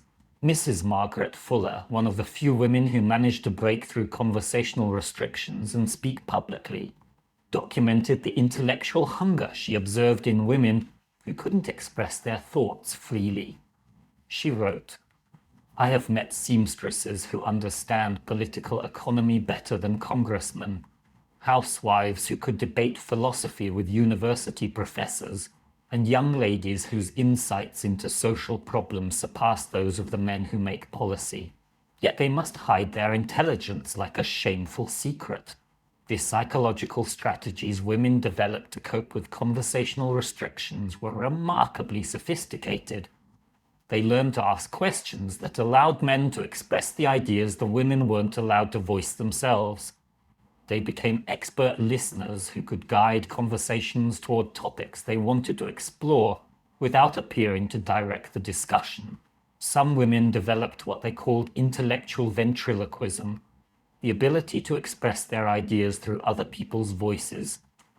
They would pose carefully crafted questions that led men to articulate positions the women supported, then agree enthusiastically as if hearing these ideas for the first time. The most successful practitioners of this technique could conduct entire intellectual debates through a series of strategic questions and responses, never technically violating conversational rules while still engaging with forbidden topics. It was a form of intellectual theatre that required tremendous skill and self-control. The social policing of women's conversation was ruthless and comprehensive. Society ladies appointed themselves as conversation monitors, listening carefully for any sign that another woman was stepping outside acceptable boundaries. They developed elaborate reporting systems to ensure that conversational violations were quickly punished through social exclusion. Yet within this oppressive system, some women found unexpected freedom. The very restrictions that were meant to silence them actually created protected spaces for intellectual development. Because no one expected women to have serious thoughts, those who did could often pursue complex ideas without detection, as long as they never expressed them publicly. As we continue exploring the suffocating restrictions that governed every aspect of Victorian women's lives, remember that behind every properly silent lady might have been a brilliant mind working overtime to find ways around society's intellectual prison. But if conversational restrictions seem overwhelming, prepare yourself for the physical restrictions that made even the simplest human contact a potential scandal. Because in a world where shaking hands could ruin reputations, Victorian women had to navigate physical interactions with the precision of bomb disposal experts. One accidental brush of skin against skin could destroy everything. In the autumn of 1852, Miss Helena Ashworth was helping serve tea at her family's social gathering when disaster struck in the most innocent way imaginable. As she handed a cup to Mr. Frederick Hamilton, their fingers touched for perhaps half a second, a barely perceptible contact that should have meant absolutely nothing.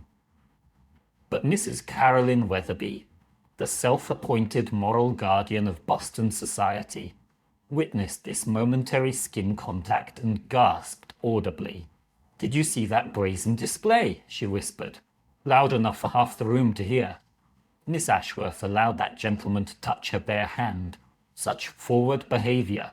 Within hours, the story had spread through Boston's social circles, growing more scandalous with each telling. By evening, Helena was being described as having thrown herself at Mr. Hamilton. By the following week, her reputation was so damaged that her family quietly sent her to live with relatives in Philadelphia, hoping distance might allow the scandal to fade. Helena's crime. She had forgotten to wear gloves while serving tea, and a man had accidentally touched her ungloved hand for less than a second. This was the reality of Victorian physical contact rules, a world so obsessed with preventing improper touch that even the most innocent human contact could trigger social catastrophe. And the complexity of these rules created a daily minefield that women had to navigate with the precision of master strategists. Let me explain just how elaborate these physical restrictions were.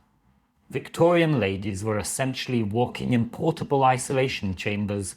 Every inch of their skin, except for their faces and sometimes their hands, had to be completely covered at all times. But it wasn't enough to simply cover up. The rules governing when, how, and with whom any form of physical contact could occur were so complex they required dedicated instruction manuals. Mrs. Eliza Leslie's 1847 Etiquette Guide, Miss Leslie's Behavior Book, devoted 43 pages to proper physical contact protocols. The rules were staggeringly specific.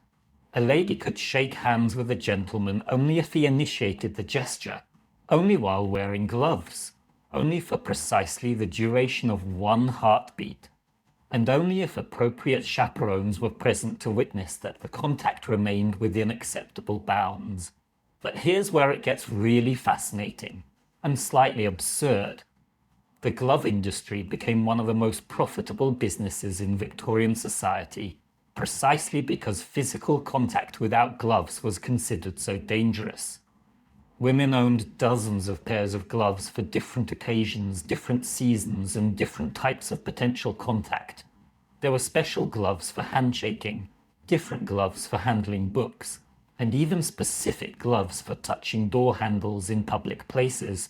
The psychological impact of this constant physical isolation was devastating. Dr. Margaret Cleaves, one of the first women to study what she called tactile deprivation, documented case after case of Victorian women who developed severe anxiety disorders specifically related to physical contact. In her groundbreaking 1883 study, she wrote, "I have observed women who become genuinely terrified at the prospect of necessary physical contact, even with family members. They have been so thoroughly trained to view touch as dangerous that they can no longer distinguish between appropriate and inappropriate contact." Miss Caroline Whitmore's private diary, discovered in the 1970s, provides a heartbreaking window into the psychological effects of these restrictions. She wrote, "I am 24 years old, and I have never felt another person's skin against mine, except when mother helped dress me as a child. I sometimes wonder if I am even truly human, encased as I am in fabric barriers that prevent me from experiencing the most basic human connection." But Victorian women, being as ingenious as they were oppressed, developed remarkable strategies for creating human connection within these suffocating restrictions. They perfected what historians now call permissible intimacy, ways of creating meaningful physical and emotional connections without violating the technical rules of proper contact. The dance became their primary outlet for sanctioned physical contact. During approved dances, couples could touch hands through gloves, and the gentleman could place his hand on the lady's waist over multiple layers of fabric. For many Victorian couples, these brief dance encounters were the only physical contact they would have during their entire courtship. Mrs. Isabella Montgomery's dance instruction manual from 1856 reveals how seriously these moments were taken. She wrote detailed descriptions of how couples could maximize the emotional connection of sanctioned dance contact. The lady must learn to communicate volumes through the pressure of her gloved hand. The gentleman must interpret the smallest variations in her posture and response. What might appear to observers as simple dancing is actually the most complex form of physical conversation. Some couples became so skilled at this dance communication that they could conduct entire emotional conversations through variations in hand pressure, subtle changes in posture, and carefully timed movements. It was like learning a physical language that had to be spoken through layers of fabric and social restrictions. The really creative women developed what they called indirect contact strategies. They would accidentally drop handkerchiefs so that gentlemen would retrieve them, creating brief moments of proximity. They would arrange to need assistance with books or packages, allowing for momentary contact during the helping process. Some became masters at timing these accidents to create opportunities for connection without technically violating propriety rules. Miss Dorothy Richardson's correspondence with her sister documents some of these strategies with remarkable candor. She wrote, "I have perfected the art of requiring assistance at precisely the right moments. Yesterday I managed 3 separate instances of necessary help, with my parasol, a dropped book, and climbing into the carriage, each creating opportunities for brief but meaningful contact with Mr. Edwards, while maintaining perfect propriety." The glove industry understood this desperation for human connection and developed increasingly sophisticated products to address it. They created sensation gloves, ultra-thin silk gloves that allowed more feeling while still maintaining the technical barrier required by society. These gloves cost enormous amounts but were wildly popular among women who craved more tactile experience. Some manufacturers created gloves with special fingertips that could be discreetly removed for brief moments of direct contact, then quickly replaced. These convertible gloves were advertised in coded language in women's magazines, marketed as providing enhanced dexterity for delicate work, while actually offering opportunities for forbidden skin contact. The most expensive gloves included what manufacturers called sensation windows, tiny openings in the palms that could be covered by decorative panels, allowing for moments of direct touch that could be quickly concealed. These gloves cost the equivalent of $500 in today's money, but were so popular that waiting lists for custom orders stretched for months. The international variations in contact rules created additional complications. American contact standards were considered scandalously lenient by European families, while European restrictions seemed impossibly severe to Americans. Some families traveling internationally hired cultural contact consultants to help them navigate these differences without causing offense. Miss Alice Freeman's travel diary from her 1879 European tour documents the confusion these cultural differences created. She wrote, "In London, I was severely criticized for shaking hands with the gentleman using the casual American method, while in Paris, the English formality I had adopted was seen as cold and insulting. I find myself paralyzed by uncertainty, afraid to touch or be touched by anyone. But perhaps the most tragic aspect of these physical restrictions was how they affected family relationships. Even within families, physical affection was severely limited. Adult siblings, parents and children, and other relatives were expected to maintain formal physical boundaries that prevented natural expressions of love and comfort." Mrs. Sarah Josepha Hale, editor of Godey's Lady's Book, documented this family isolation in her private correspondence. She wrote, "I long to embrace my grown daughters freely, to comfort them with touch when they are sad, to show my affection through natural gestures. Yet society demands that even maternal love be expressed with proper reserve and physical distance." The medical community supported these restrictions with pseudoscientific theories about the dangers of physical contact. Doctors claimed that excessive touching could cause hysteria, moral corruption, and various mysterious ailments. These weren't fringe theories. They were mainstream medical opinions published in respected journals and taught in medical schools. Dr. William Acton, a prominent Victorian physician, wrote extensively about what he called tactile overstimulation, claiming that women who experienced too much physical contact would develop nervous disorders and moral weakness. His 1857 medical guide stated, "The female constitution is so delicately balanced that improper physical contact can permanently damage both mental and physical health. This medical support gave the physical restrictions an air of scientific authority that made them even harder to question or resist." Women who expressed frustration with the isolation were told they were displaying symptoms of the very moral weakness that the restrictions were designed to prevent. Yet some women found ways to resist within the system.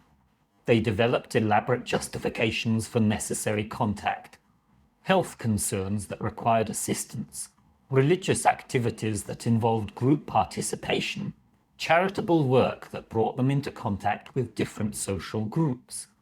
These women became experts at finding loopholes in the physical restriction system. The psychological effects of this physical isolation lasted far beyond the Victorian era itself. Many women who had lived under these restrictions found it difficult to develop normal physical relationships, even after social attitudes changed.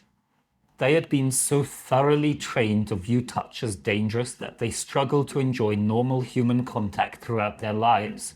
As we continue exploring the elaborate prison of rules that governed Victorian women's existence, remember that behind every properly distant lady was a human being starving for the most basic form of human connection: simple, natural touch.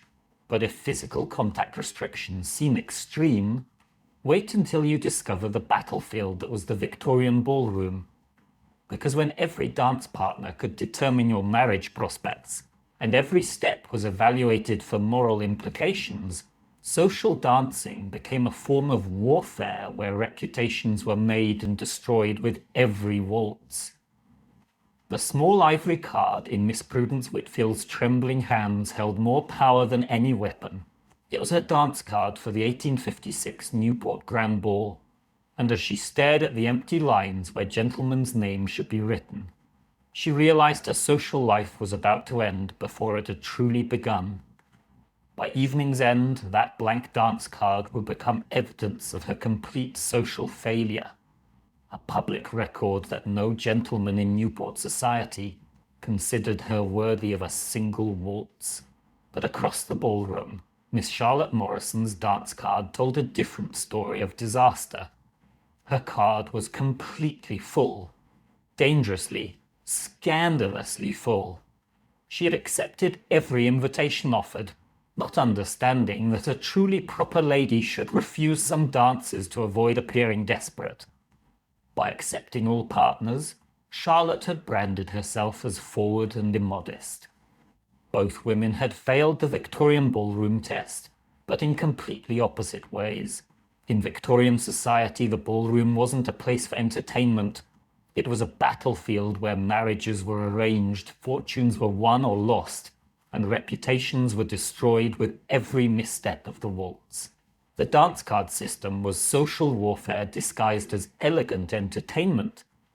These small booklets, often decorated with silk ribbons and hand-painted florals, were actually detailed records of a woman's social value. Every name written on a dance card was evaluated by society observers for its strategic implications. Dancing with the right partners in the right order could launch a woman into social prominence. Making the wrong choices could exile her forever.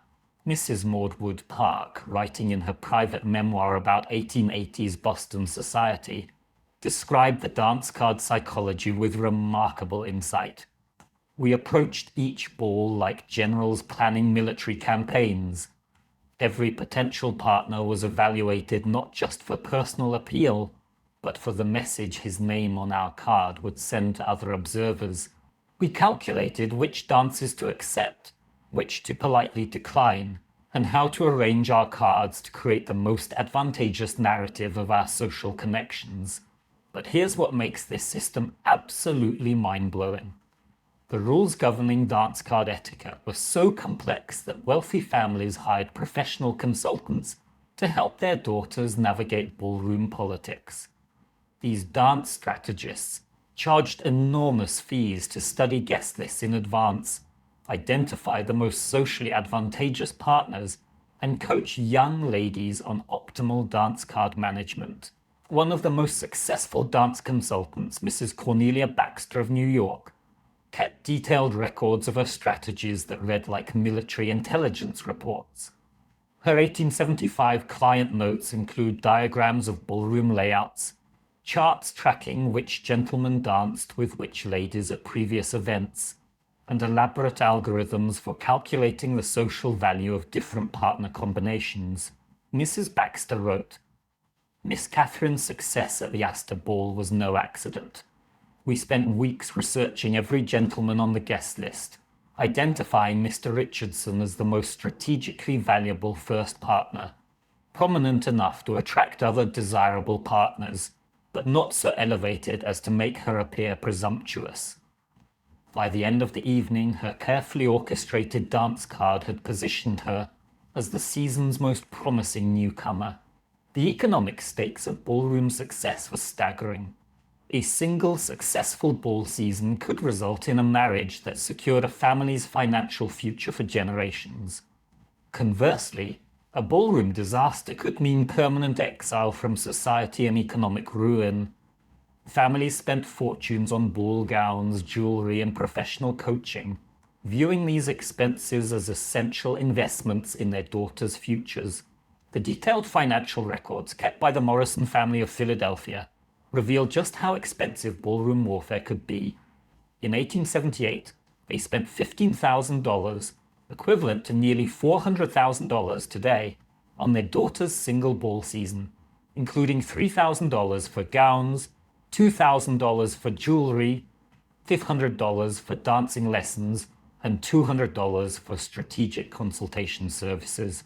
But the most fascinating aspect of the dance card system was how it created intricate webs of social intelligence gathering. Society matrons employed networks of observers to track dance card patterns, identify emerging social trends, and report on potential scandals. These ballroom spies could make or break reputations based on their observations and reports. Miss Eleanor Roosevelt's aunt, Mrs. Anna Roosevelt, kept detailed ballroom surveillance records that have been preserved in the Roosevelt family archives. Her notes from the 1883 New York social season read like intelligence briefings. Miss Vanderbilt danced twice with Mr. Whitney. Significant interest indicated. Mrs. Astor's daughter refused dance with Senator's son. Possible family conflict. Watch for developments. The psychological pressure of ballroom performance was so intense that many young women developed what doctors called ball anxiety, a condition where the mere sight of a dance card could trigger panic attacks. Some women fainted during balls not from tight corsets, but from the sheer stress of social performance under such intense scrutiny. Dr. Silas Weir Mitchell, a prominent neurologist of the era, documented case after case of young women who developed severe nervous disorders specifically related to ballroom stress. In his 1881 medical journal, he wrote, "I have treated numerous young ladies who exhibit symptoms of extreme anxiety, insomnia, and digestive distress that correlate directly with the social season. The pressure to perform perfectly in ballroom settings appears to create genuine medical conditions that persist long after the dancing ends. But Victorian women, being remarkably resourceful, developed sophisticated strategies for gaming the dance card system. They learned to manipulate partner selection, create artificial scarcity around their availability, and use dance cards as tools for complex social messaging. The most skilled ballroom politicians developed what they called strategic incompleteness, deliberately leaving certain dances open on their cards to create the impression that they were selective about partners. They would accept invitations from moderately desirable gentlemen for early dances, then used the social credibility gained from those partnerships to attract more prestigious partners for later dances. Miss Julia Grant, daughter of President Ulysses S. Grant, perfected a technique she called cascade partnering, beginning each ball with a respectable but not spectacular partner, then using each subsequent dance to move up the social hierarchy.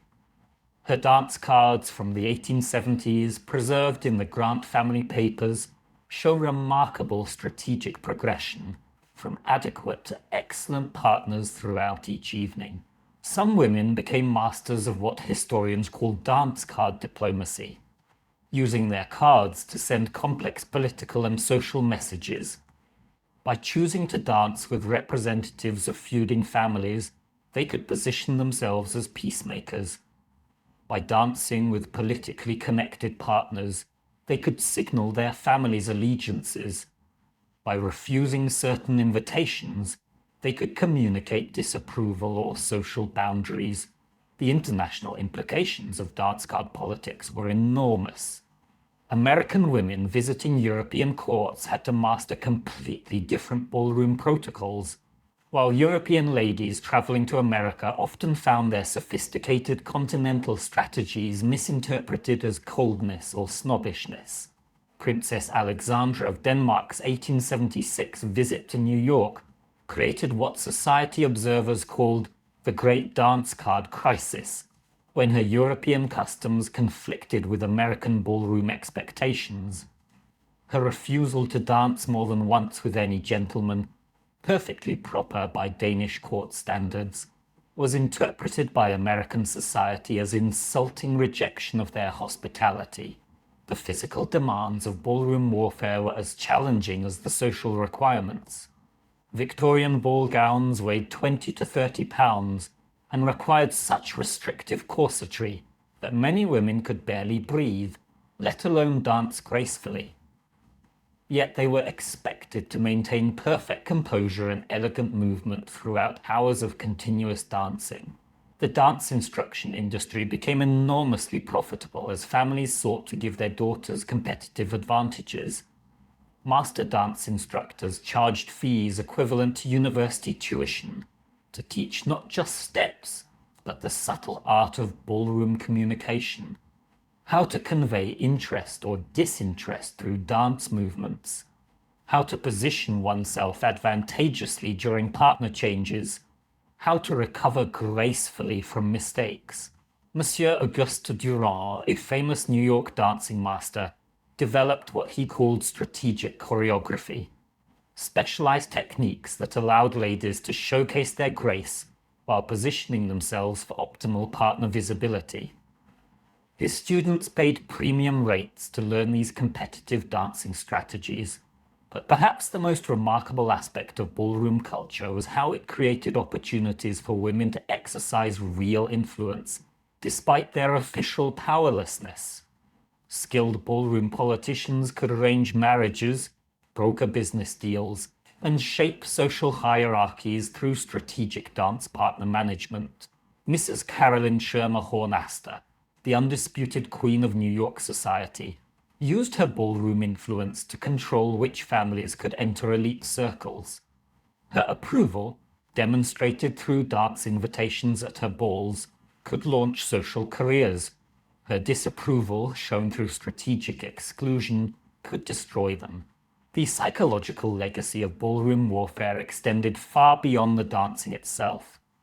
Women who succeeded in this system developed remarkable skills in social strategy, alliance building, and influence management that served them throughout their lives. Those who failed often carried the trauma of public social failure for decades. As we delve deeper into the elaborate social mechanisms that controlled Victorian women's lives, remember that behind every graceful waltz was a woman navigating one of the most competitive and unforgiving social systems ever created. But if ballroom politics seemed complex, prepare yourself for the most intimate battlefield of all, Victorian letter writing. Because when every piece of correspondence could be intercepted, analyzed, and used as evidence of impropriety, Women had to become master cryptographers just to maintain private relationships. The letter that destroyed Emma Hartwell's life contained nothing more scandalous than a recipe for apple preserves and news about her cousin's new baby. But hidden within those innocent domestic details was a love affair so passionate and a plan so daring that when her father discovered the secret meaning, he burned every letter Emma had ever received and locked her in her room for 3 months. Emma's crime wasn't writing improper letters. It was becoming a master of Victorian cryptography, turning ordinary correspondence into vehicles for forbidden romance through a code so sophisticated that it took her father weeks to crack it. This was the reality of Victorian letter writing, a world where privacy was considered dangerous, where every piece of correspondence could be intercepted and analyzed, and where women had to become master spies just to maintain personal relationships. Victorian mail was not private. Parents routinely read their daughters' letters, husbands monitored their wives' correspondence, and even servants were encouraged to report suspicious postal activity. The concept of confidential communication was considered both impractical and morally questionable. If you weren't doing anything wrong, why would you need privacy? Mrs. Sarah Josepha Hale, the influential editor of Godey's Lady's Book, made this invasion of privacy sound virtuous in her 1841 advice column. A lady's correspondence should be as transparent as her character. Any desire for secretive communication suggests a tendency toward impropriety that must be carefully monitored by loving family members. But here's what makes this story absolutely incredible. Victorian women responded to this surveillance by developing some of the most sophisticated secret communication systems in history. They turned letter writing into an art form of resistance, creating codes so clever that modern cryptographers study them with admiration. The most basic technique was what women called domestic embedding, hiding real messages within seemingly innocent household correspondence. A letter about preserving fruit might actually be instructions for preserving a secret relationship. Discussion of a garden planning could be code for escape planning. Recipe sharing often concealed romantic declarations. Miss Charlotte Cushman's correspondence with her friend Miss Matilda Hayes, preserved in the Library of Congress, provides stunning examples of this technique. On the surface, Charlotte's letters appear to be chatty updates about theatrical performances and social calls. But when decoded using the system the women developed, they reveal passionate love letters between two women conducting a secret romantic relationship. One letter appears to be about rearranging furniture. I have moved the rose-colored chair to face the eastern window, where it catches the morning light most beautifully. The small table beside it now holds only the most treasured items. Decoded, this translates to, I have arranged for us to meet at sunrise in the rose garden. I will bring only the letters you have written to me. But domestic embedding was just the beginning.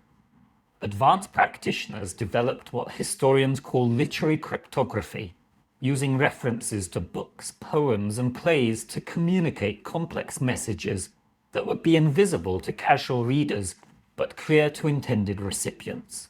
The system worked by referencing specific pages, lines, or characters from well-known works. A casual mention of Jane Eyre's difficult decision in chapter 15 might actually be a reference to a specific passage that conveyed the writer's feelings about her own romantic situation. Discussion of Shakespeare's heroines could communicate detailed emotional states and relationship developments. Miss Emily Dickinson, though she lived as recluse, maintained extensive correspondence using these techniques. Her letters, which appear to be discussions of literature and philosophy, often contained elaborate coded messages about her emotional life and relationships. Modern scholars have identified at least 12 different coding systems in her correspondence. The most sophisticated women developed what they called musical messaging, using references to songs, compositions, and musical performances to convey information. since music was considered an appropriate feminine interest. Letters filled with musical discussion appeared completely innocent while actually conducting complex covert communication. Mrs. Fanny Mendelssohn Hensel, sister of composer Felix Mendelssohn, used musical coding in her correspondence with other female musicians across Europe. Her letters about musical compositions often contained detailed information about women's rights activities, business arrangements, and political opinions that would have been scandalous if expressed directly. One of her letters, ostensibly about a piano sonata, actually contains a coded message about organizing a women's charity fund. The opening movement requires delicate fingering, but builds to surprising strength. The second movement should be played softly, with careful attention to the underlying harmony. The finale demands courage and precision, bringing all themes together in triumphant resolution. The psychological pressure of maintaining these coding systems was enormous. Women had to master multiple encryption techniques, remember complex reference systems, and maintain perfect consistency in their codes while appearing to write natural, unguarded letters. A single mistake could expose entire networks of secret communication. Miss Catherine Beecher's diary documents the mental strain of this constant cryptographic work. I find myself exhausted by the effort required to write even the simplest letter. Every word must be chosen not only for its surface meaning, but for its coded significance. I must remember which references Susan understands, which phrases Maria recognizes, and which topics might alert father to our real communication.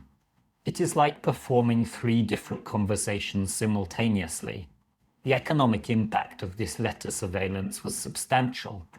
Families employed servants specifically to monitor postal activities, track correspondence patterns, and report suspicious communication. Some wealthy families hired professional letter analyzers, educated individuals who specialized in detecting coded messages in seemingly innocent correspondence. The most paranoid families installed elaborate mail interception systems. They arranged with postal workers to secretly copy letters before delivery, employed handwriting experts to detect emotional undertones in correspondence, and even hired former military intelligence officers to analyze their daughter's mail for signs of inappropriate relationships.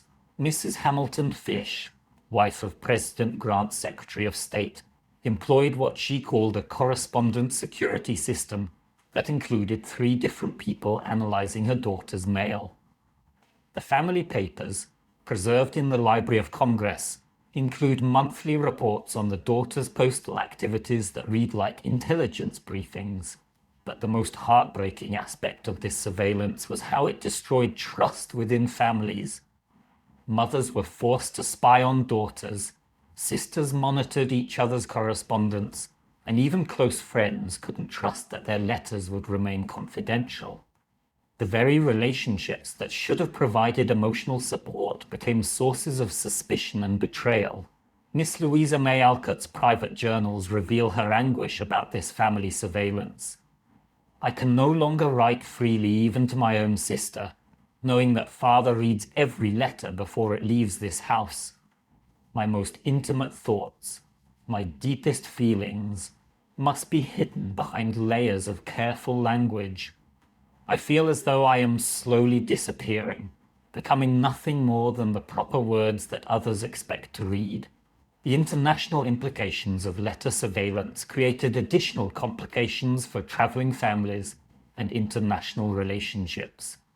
Letters crossing borders were subject to government censorship, as well as family monitoring. Women corresponding with friends or relatives in other countries had to navigate not only family expectations, but also political sensitivities. Some women developed international coding networks that could function across different languages and cultures. These systems required incredible linguistic sophistication and cultural knowledge. Women would spend years learning foreign languages not for travel or education, but specifically to create additional layers of coded communication. that would be harder for authorities to detect. The technological limitations of Victorian communication actually helped women maintain some security. Since telegrams were expensive and necessarily brief, families couldn't monitor them as carefully as letters. Some women developed telegram coding systems for emergency communication, using apparently innocent messages about family health or household matters to convey urgent information. Miss Helen Hunt Jackson, the famous author, perfected what she called emergency telegraphy, a system for sending coded information through commercial telegrams. Her coded telegram, "Grandmother's roses blooming early this year, stop expect abundant harvest stock," was actually a message to her friend about the success of a women's suffrage petition drive. But perhaps the most remarkable aspect of Victorian letter surveillance was how it backfired. By forcing women to become skilled cryptographers, the surveillance system actually enhanced their intellectual capabilities. Women who learned to write in code developed advanced skills in language manipulation, logical thinking, and strategic planning that served them well in other areas of life. The women who mastered these communication systems often became leaders in later social reform movements. Their experience in covert organization, secure communication, and network building proved invaluable when they began working for women's rights, charitable causes, and social change. Dr. Frances Willard, who became a prominent temperance leader, attributed her organizational skills directly to her Victorian letter writing experience. Years of conducting important conversations through coded correspondence taught me how to build networks, maintain security, and coordinate complex activities while appearing to pursue entirely innocent domestic interests. As we continue exploring the intricate web of restrictions that shaped Victorian women's daily existence, remember that behind every properly censored letter was often a brilliant mind finding ways to preserve human connection and personal agency despite overwhelming surveillance. But if the surveillance of personal correspondence seems oppressive, prepare yourself for the physical restrictions that literally shaped women's bodies. Because the Victorian obsession with proper posture and movement created medical consequences so severe that many women's skeletons were permanently deformed by the demands of appearing ladylike. Standing perfectly still was slowly killing Margaret Thornfield, one breath at a time. At 19, she'd already mastered the Victorian lady's posture requirements: shoulders back but not too rigid, spine straight but gracefully curved, head held high but not proudly tilted, arms positioned precisely at her sides with hands folded in exact angles. She could maintain this proper position for hours during social calls, never slouching, never shifting, never allowing her body to betray any hint of discomfort or natural movement. What Margaret didn't know was that her dedication to perfect ladylike deportment was systematically destroying her skeleton. The rigid corset that created her fashionable 18-inch waist was crushing her lower ribs, displacing her internal organs, and restricting her breathing to such shallow gasps that her brain was perpetually oxygen deprived. The steel spinal support built into her dress was forcing her vertebrae into an unnatural curve that would cause chronic pain for the rest of her life. By age 25, Margaret would be unable to take a deep breath. By 30, she would require assistance to walk upstairs. By 35, she would be classified as an invalid, spending her remaining years confined to specially designed chairs that supported her irreversibly damaged spine. Margaret's tragedy was that she followed every rule perfectly, and that perfect adherence to Victorian posture requirements was literally a form of slow-motion torture. The Victorian obsession with ladylike posture wasn't just about appearance. It was about creating physical proof of a woman's moral character through her body's rigid control. A lady who could maintain perfect posture despite discomfort was demonstrating her superior breeding, self-discipline, and spiritual refinement. Slouching, shifting, or showing any sign of physical discomfort was evidence of moral weakness. Mrs. Harvey Newcomb's 1848 Etiquette Guide, the Young Lady's Guide to Harmonious Development, laid out the physical requirements with military precision. A lady's spine should form a gentle S-curve, maintained without effort or consciousness. Her shoulders must remain level and drawn slightly back, creating an elegant line from neck to waist.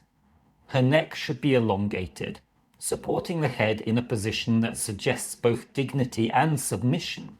Any deviation from this posture indicates poor breeding and insufficient self-control. But here's what makes this truly horrifying. Victorian doctors not only supported these destructive posture requirements, they prescribed even more extreme measures for women who couldn't achieve the ideal naturally.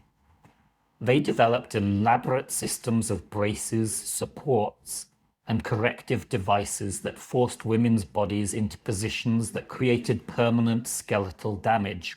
Dr. Louis Sayre, a prominent New York orthopedic surgeon, invented what he called posture correction machinery, elaborate contraptions made of steel and leather that forced women's spines into what he considered proper curves.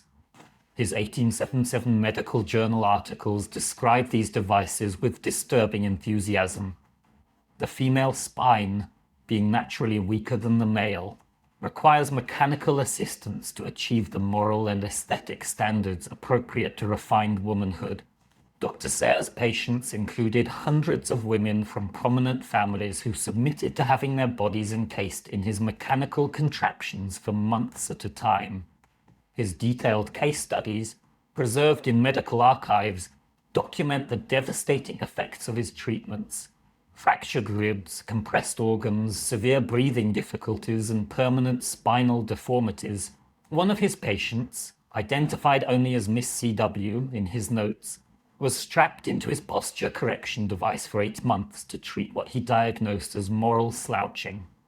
By the end of her treatment, she had lost 30 pounds, developed chronic bronchitis from restricted breathing, and suffered what we now recognize as severe depression from prolonged physical torture. Dr. Sayre recorded her outcome as a complete success because she could finally maintain the required posture without conscious effort. The corset industry built enormous profits on the systematic destruction of women's bodies. The average Victorian lady owned between 8 and 15 corsets, each designed for different activities and levels of restriction. Morning corsets allowed slightly more movement for household activities. Afternoon corsets provided moderate restriction for social calls. Evening corsets created the most dramatic silhouettes for formal events, often reducing waist measurements by 6 to 8 inches. Mrs. Roxy Ann Kaplan, one of London's most successful corset manufacturers, kept detailed records of her clients' measurements that reveal the progressive body deformation caused by long-term corset wear. Her files show women whose natural waist measurements decreased by 10 to 12 inches over periods of 5 to 10 years, indicating permanent skeletal changes. But the most shocking evidence comes from Victorian medical autopsies. Dr. Robert Dickinson, who conducted detailed anatomical studies of deceased Victorian women, documented systematic organ displacement in over 90% of his subjects. He found livers compressed into unnatural shapes, ribs bent inward at impossible angles, and spinal columns curved so severely that normal organ function was impossible. Dr. Dickinson's 1887 medical report stated, "I have never examined the body of a lady from fashionable society whose internal anatomy has not been permanently altered by corseting. The degree of deformity varies, but some level of organ displacement and skeletal damage appears universal among women who have maintained proper posture requirements throughout their lives. The breathing restrictions caused by Victorian posture requirements created what doctors called fashionable consumption, a condition that mimicked tuberculosis, but was actually caused by chronic oxygen deprivation." women developed the pale, ethereal appearance that was considered beautiful, not realizing they were slowly suffocating themselves.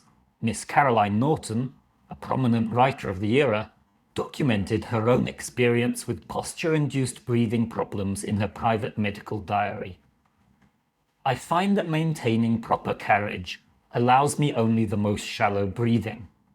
After social events requiring extended proper posture, I often experience dizziness, heart palpitations, and a peculiar floating sensation. My physician assures me these symptoms indicate my successful achievement of refined feminine delicacy. The walking requirements were equally destructive.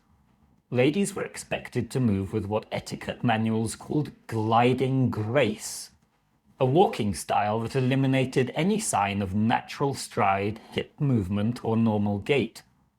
This required shortening steps to mere inches, keeping legs perfectly straight, and moving without any visible effort or exertion.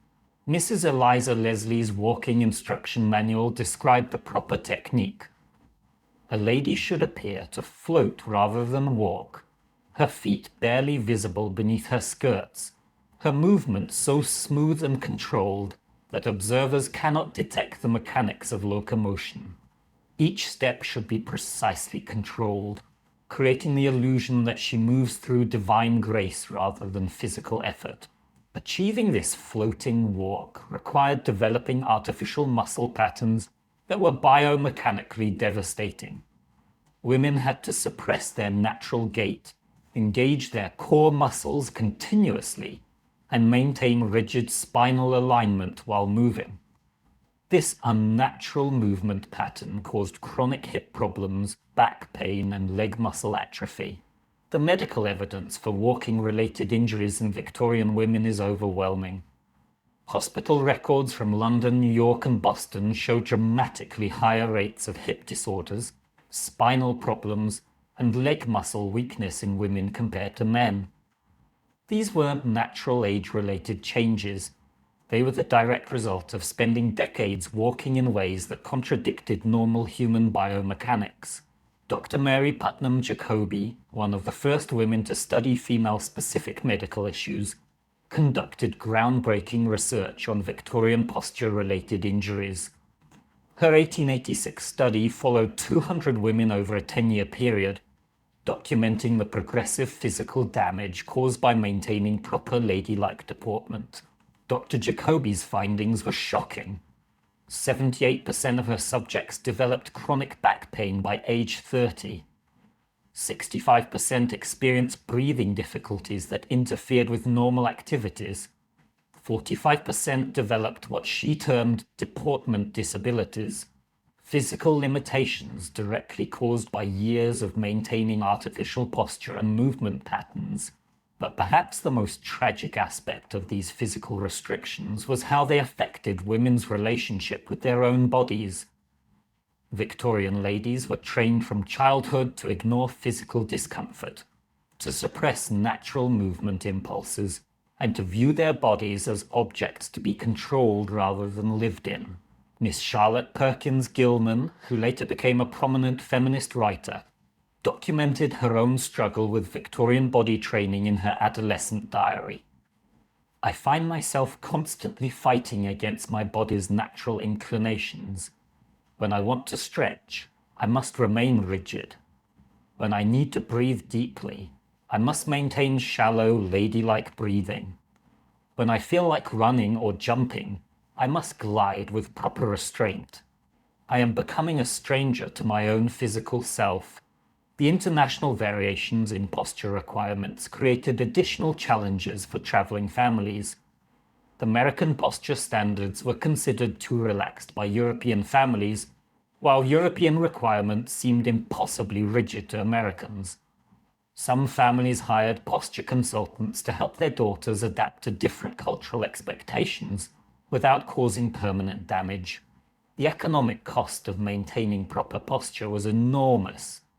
Beyond the obvious expenses of corsets and specialized clothing, families paid for posture instruction, corrective devices, medical treatments for posture-related problems, and specialized furniture designed to support artificially positioned bodies. Some entrepreneurs built entire businesses around Victorian posture requirements. They offered posture boarding schools where young ladies lived for months, learning proper deportment, posture correction services that promised to fix existing problems, and even posture insurance policies that compensated families for medical expenses related to deportment training. Yet within this system of physical oppression, some women found ways to resist. They developed discrete exercises that could be performed while maintaining proper appearance, learned breathing techniques that maximized oxygen intake within corset restrictions, and created support networks where women could safely discuss and address the physical damage caused by beauty requirements. The legacy of Victorian posture requirements extended far beyond the era itself. Many women who lived through this period never recovered normal body function, spending their later years dealing with chronic pain and disability caused by decades of artificial physical restraint. As we near the end of our exploration of Victorian women's restrictive world, remember that behind every gracefully gliding lady was a human being whose natural movement and physical health had been sacrificed to create an artificial ideal of feminine perfection. But not all Victorian women accepted these restrictions passively. Some fought back with courage and creativity that would change history forever. Because when oppression becomes unbearable, resistance becomes inevitable, and the women who broke free from these suffocating rules paved the way for everything we take for granted about freedom today. The morning Elizabeth Cady Stanton cut off her hair, burned her corset, and walked out of her house wearing bloomers, she didn't just break Victorian fashion rules. She declared war on the entire system that had kept women imprisoned in silk and submission for generations. The year was 1848, and Elizabeth's radical act of rebellion would inspire a revolution that changed the world forever. But Elizabeth wasn't the only one fighting back. Across America and Europe, women were finding increasingly creative and courageous ways to resist the suffocating restrictions we've been exploring together.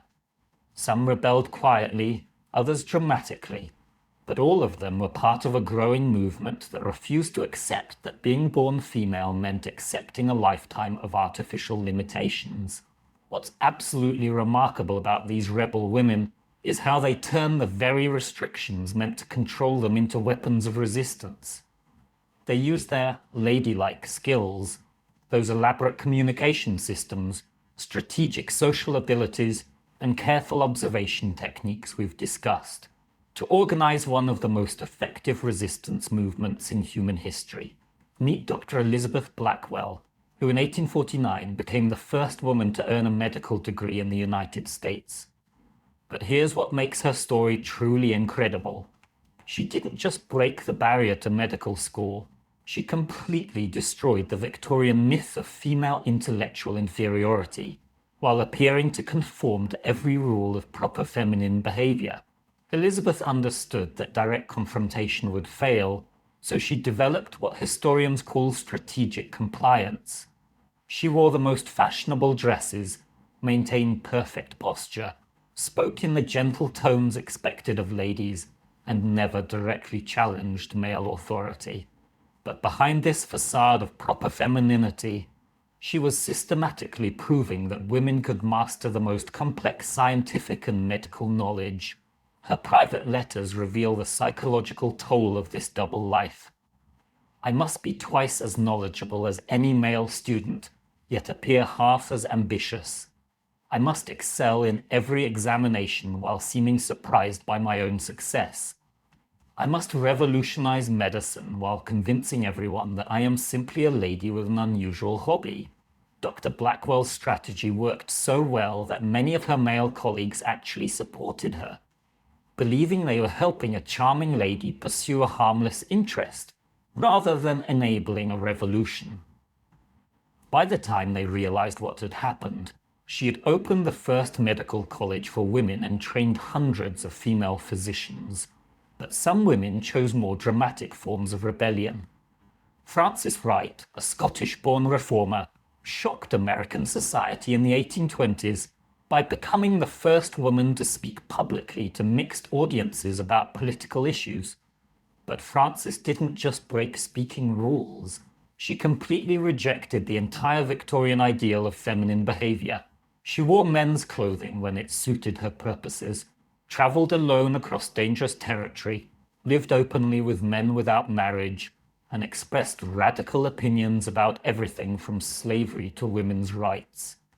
Society branded her the great red harlot of infidelity, but Frances embraced the scandal, using it to attract attention to her causes. Frances's public speaking events became legendary spectacles. Thousands of people would attend, some to hear her radical ideas, others hoping to witness a woman destroy herself through improper behavior. But Frances was brilliant at using society's expectations against itself. She would begin each speech in perfectly ladylike fashion, then gradually build to revolutionary conclusions that left audiences stunned. One witness described her technique. Miss Wright began so sweetly, discussing the importance of education in such gentle tones that even the most conservative gentleman nodded approval. But by her conclusion, she had logically led us to the inevitable conclusion that women deserved equal political rights, and we found ourselves applauding ideas we would have rejected if presented differently. The most ingenious rebels were those who worked within the system while secretly undermining it. Take Lucretia Mott, who used her position as a Quaker minister's wife to organize what became the women's rights movement. Lucretia understood that Victorian society respected religious women, so she framed feminist activities as Christian duties. She organized the 1848 Seneca Falls Convention, the first women's rights convention in the United States, by presenting it as a religious gathering to discuss women's moral responsibilities. The 300 attendees thought they were coming to a traditional ladies' religious meeting. Instead, they found themselves part of the birth of organized feminism in America. Lucretia's organizational genius lay in using Victorian communication networks, those calling card systems, correspondence networks, and social visiting customs we've explored, to build a nationwide movement. She transformed ladies' tea parties into strategy sessions, turned charity work into political organizing, and used the very social restrictions meant to control women as cover for revolutionary planning. Some women rebelled through their professional achievements, proving that female delicacy was a myth. Harriet Martineau became one of the most influential economists and social theorists of her era, writing complex analyses of political and economic systems that male scholars couldn't match. But Harriet was clever about presentation. She published her radical economic theories as observations rather than arguments, allowing male readers to accept her ideas without feeling threatened. Her technique was psychological genius. Instead of declaring, "I believe the economic system is unjust," she would write, "I have observed curious inconsistencies in economic arrangements that perhaps deserve masculine analysis." Male economists would then develop her ideas further, often without realizing they were building on concepts originated by a woman. The fashion rebels were particularly effective because they attacked the most visible symbols of female oppression. Amelia Bloomer didn't just create the famous Bloomer costume. She launched an entire movement of women who refused to wear clothes that damaged their health or restricted their movement. The Bloomer outfit consisted of a knee-length dress worn over loose trousers, eliminating the need for corsets and massive skirts. But Amelia was strategic about promoting it. She didn't present bloomers as a radical feminist statement. She marketed them as a practical health improvement that would help women be better wives and mothers. Her magazine, The Lily, promoted dress reform through medical arguments and domestic efficiency claims.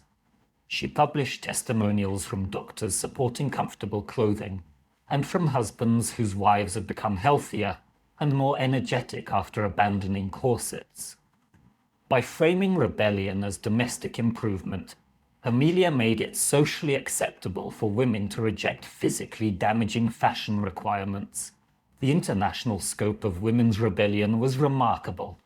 In France, George Sand scandalized society by wearing men's clothing and smoking cigarettes in public, while pursuing a successful career as a novelist. In England, Mary Wollstonecraft had already written A Vindication of the Rights of Woman in 1792, laying intellectual groundwork for later rebels, but perhaps the most effective rebels were those who worked collectively to create alternative systems. The women's club movement of the late Victorian era created parallel social structures where women could exercise leadership, discuss forbidden topics, and develop skills that society normally denied them.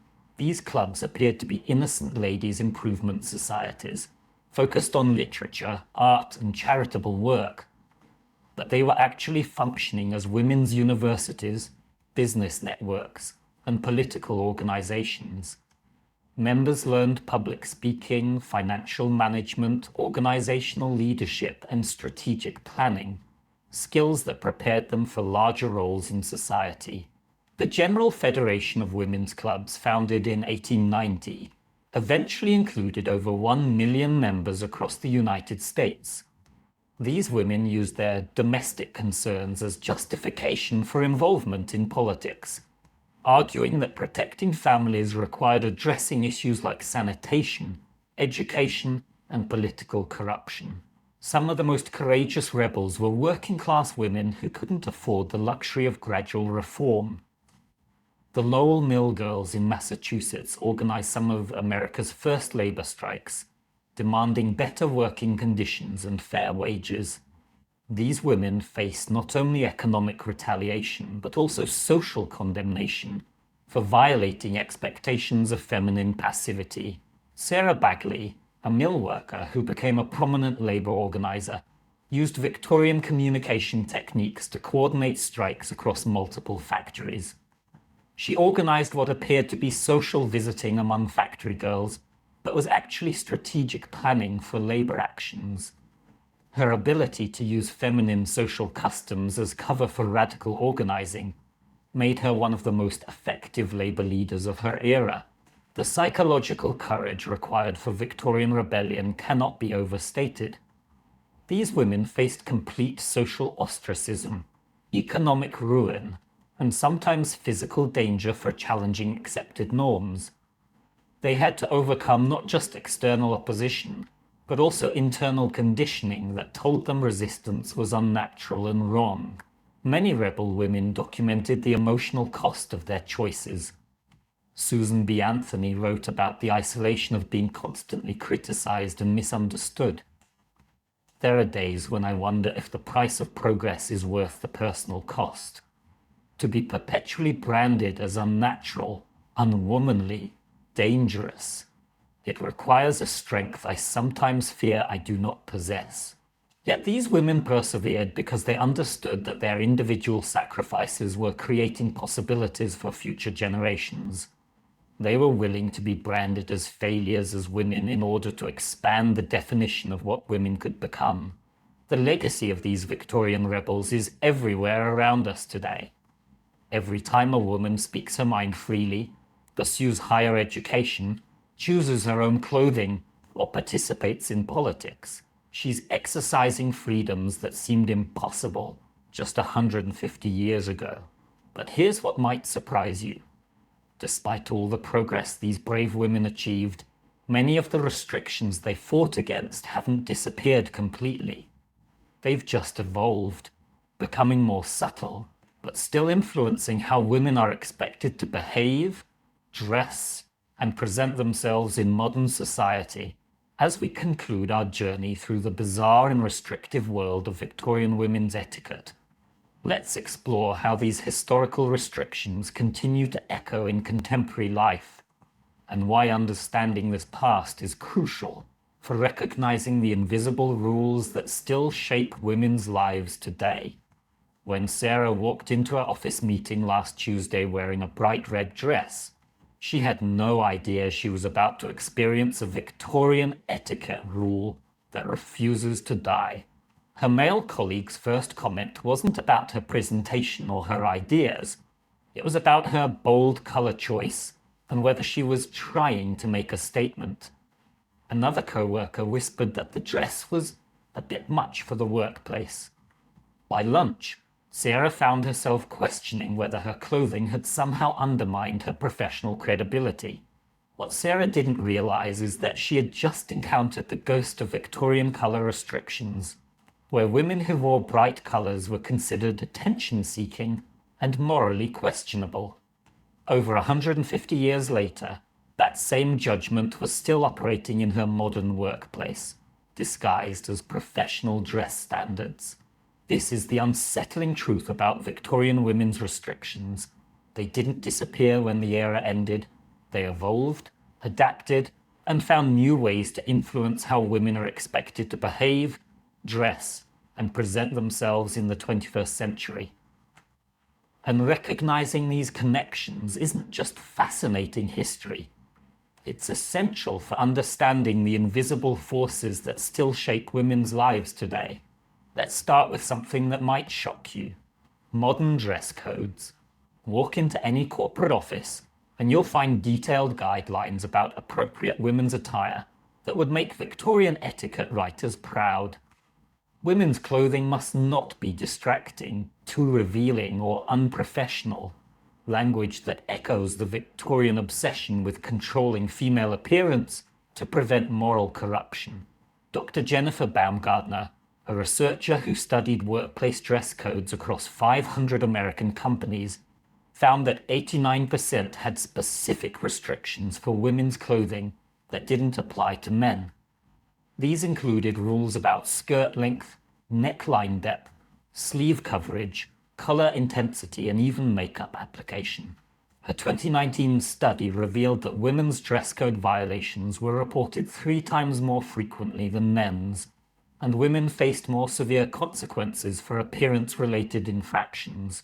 One particularly telling example comes from a 2020 case where a female investment banker was passed over for promotion, partly because her supervisor noted that her colorful wardrobe choices suggested a lack of seriousness about her career. The colors in question, the same jewel tones that Victorian society considered inappropriate for respectable ladies: emerald green, sapphire blue, and burgundy red. But clothing restrictions are just the beginning. The Victorian obsession with controlling women's voices has evolved into modern expectations about how women should speak in professional and social settings. Women are still expected to use softer tones, avoid seeming too aggressive, and moderate their opinions to avoid appearing difficult or confrontational. Linguistic researcher Dr. Carmen Fort analyzed thousands of hours of workplace recordings and found that women who spoke with the same directness and authority as their male colleagues were consistently rated as less likable and harder to work with. Her research revealed that successful women had unconsciously learned to use linguistic strategies remarkably similar to those Victorian ladies used to express opinions without appearing too forward. Modern women often preface strong statements with softening language. "I might be wrong, but," or "this is just my opinion, but." These phrases serve exactly the same function as Victorian ladies' careful conversational strategies. They allow women to express ideas while appearing appropriately humble and non-threatening. The Victorian restriction on women showing expertise has a direct descendant in what researchers call imposter syndrome. The feeling that you don't deserve your achievements and will be exposed as a fraud. While this affects people of all genders, studies consistently show it impacts women disproportionately, particularly in fields traditionally dominated by men. Dr. Pauline Rose Clance, who first identified imposter syndrome, found that 70% of people experience it at some point, but women were twice as likely to experience it chronically and severely. Her research suggested that this stems partly from historical conditioning that taught women to doubt their own capabilities and downplay their achievements to avoid seeming unfeminine. The Victorian ankle obsession has evolved into modern society's fixation on women's bodies and the constant policing of female appearance. The same energy that once went into hiding ankles now focuses on controlling women's weight, aging, and physical presentation. The corset industry has been replaced by shapewear, diet culture, and cosmetic procedures that promise to help women achieve artificially perfect appearances. The global shapewear market, worth over $3 billion annually, essentially sells modern corsets with prettier marketing. Women still compress their bodies into uncomfortable garments to achieve socially acceptable silhouettes. The difference is that now we call it confidence wear instead of moral necessity. But the underlying message remains the same. Women's natural bodies need correction to be acceptable. Social media has created what researchers call digital chaperones. The constant awareness that every interaction is potentially being watched and judged by an invisible audience. This mirrors the Victorian chaperone system, where women lived under perpetual surveillance that shaped their behavior even when they were technically alone. Dr. Sherry Turkle's research on social media's psychological effects found that young women, in particular, develop what she calls performance anxiety around their online presence. They curate their posts, photos, and comments with the same careful attention to propriety that Victorian ladies applied to their public appearances. The fear of saying or posting something that could damage their reputation creates a form of self-censorship remarkably similar to Victorian conversation restrictions. The calling card system has been reborn as professional networking, where women are still judged by their associations and must carefully manage their social connections to maintain professional credibility. LinkedIn profiles function like modern calling cards, displaying carefully curated information about one's social and professional networks. But perhaps the most direct descendant of Victorian restrictions is the persistent expectation that women should be primarily focused on relationships and family, even when pursuing demanding careers. The second shift phenomenon, where working women are expected to maintain primary responsibility for household management and childcare, directly echoes Victorian assumptions about women's natural domestic obligations. The 2020 US Census revealed that women still perform 2.6 times more unpaid household labor than men, even when both partners work full-time. This isn't just personal choice. It reflects deeply embedded cultural expectations that trace directly back to Victorian ideals about women's primary roles and responsibilities. Modern dating culture has preserved many Victorian courtship restrictions in new forms. Women are still often expected to be less sexually forward, to wait for men to initiate relationships, and to moderate their ambitions to avoid intimidating potential partners. Dating advice for women frequently echoes Victorian warnings about appearing too eager or too independent. A 2021 study by Dr. Jessica Carbino, who analyzed millions of dating app interactions, found that women who displayed high professional achievement in their profiles received 23% fewer matches than those who emphasized more traditionally feminine interests. The data suggested that many people still unconsciously associate female ambition with unattractiveness, a direct echo of Victorian fears about women stepping outside their prescribed roles. The physical restrictions haven't disappeared either. They've just become medicalized. Women are still encouraged to modify their natural body functions and appearances to meet social expectations. The birth control industry, cosmetic surgery market, and anti-aging industry all profit from the idea that women's natural bodies need correction and control. High heels, which cause documented foot, back, and posture problems, remain expected professional attire for women in many industries. The medical evidence against prolonged high heel wearing mirrors Victorian doctors' warnings about corsets, yet social pressure to wear them persists. Some companies have only recently stopped requiring high heels as part of women's dress codes, and many women still feel professional pressure to wear them. The mourning requirements have evolved into expectations about how women should handle emotional pain and trauma. Women are often expected to process grief, depression, and trauma in ways that don't inconvenience others or challenge social comfort. The Victorian requirement to perform appropriate levels of sorrow has become modern pressure to bounce back quickly from difficult experiences while maintaining professional and social obligations. Even the conversation restrictions persist in subtle forms. Women who speak passionately about political issues are often labelled shrill or hysterical, language that directly echoes Victorian warnings about women becoming too emotional about inappropriate subjects. Female politicians and public figures face scrutiny about their tone, demeanour, and emotional expression that their male counterparts rarely experience. The international scope of these persistent restrictions is remarkable. Studies from countries across Europe, Asia, and the Americas show similar patterns of evolved Victorian restrictions affecting women's professional and personal lives. The specific details vary by culture, but the underlying theme of controlling and limiting women's behavior through social pressure remains consistent. What makes these modern restrictions particularly insidious is their invisibility.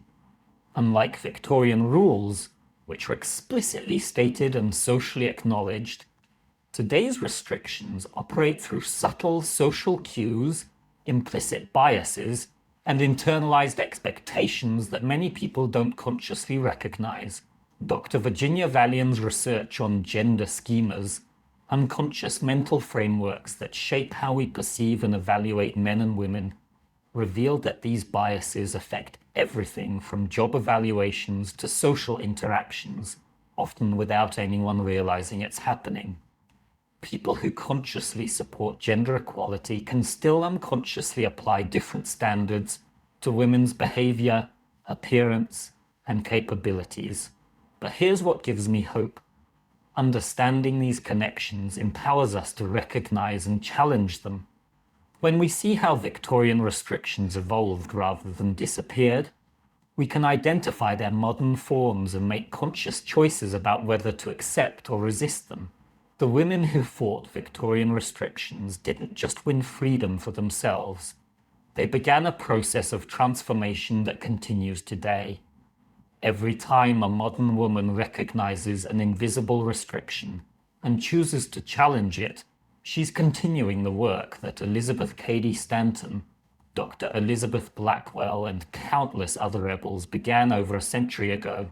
As we conclude our journey through the strange, restrictive, and ultimately transformative world of Victorian women's etiquette, let's reflect on what we've learned about the persistence of control, the power of resistance, and the ongoing struggle for genuine equality that connects us directly to those brave women who refused to accept that being born female meant accepting a lifetime of artificial limitations. Tonight, as you get ready for sleep, I want you to think about Emma Watson walking onto the stage at the United Nations in 2014 to deliver her he-for-she speech about gender equality. As she stood there in her simple black dress, speaking with quiet confidence about women's rights, she was doing something that would have been absolutely impossible for a Victorian woman, using her own voice, in her own words, to challenge the world's most powerful leaders about women's place in society.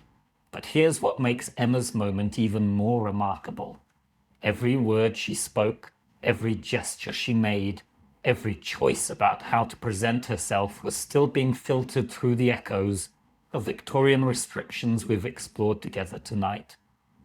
The criticism she faced afterward about her appearance, her tone, whether she was too young or too privileged to speak on these issues, came directly from the same social mechanisms that once silenced women with dance cards and chaperones. The difference is that Emma had something Victorian women could only dream of, the choice to speak anyway. This is what I find most incredible about our journey through Victorian women's restrictions tonight. Every single bizarre rule we've explored, from hidden ankles to strategic fainting, from toxic beauty standards to forbidden conversations, was ultimately about one thing: controlling women's choices. The specific methods changed over time, but the underlying goal remained the same: to convince women that their natural impulses, thoughts, and desires were somehow dangerous and needed to be managed by others. But here's the twist that would probably surprise those Victorian rule makers. Their oppressive system accidentally created some of the most resourceful, intelligent, and strategically brilliant women in history. When you force people to communicate in code, they become master communicators. When you require them to navigate complex social systems, they develop extraordinary social intelligence. When you demand that they find subtle ways to resist, they become incredibly creative problem solvers.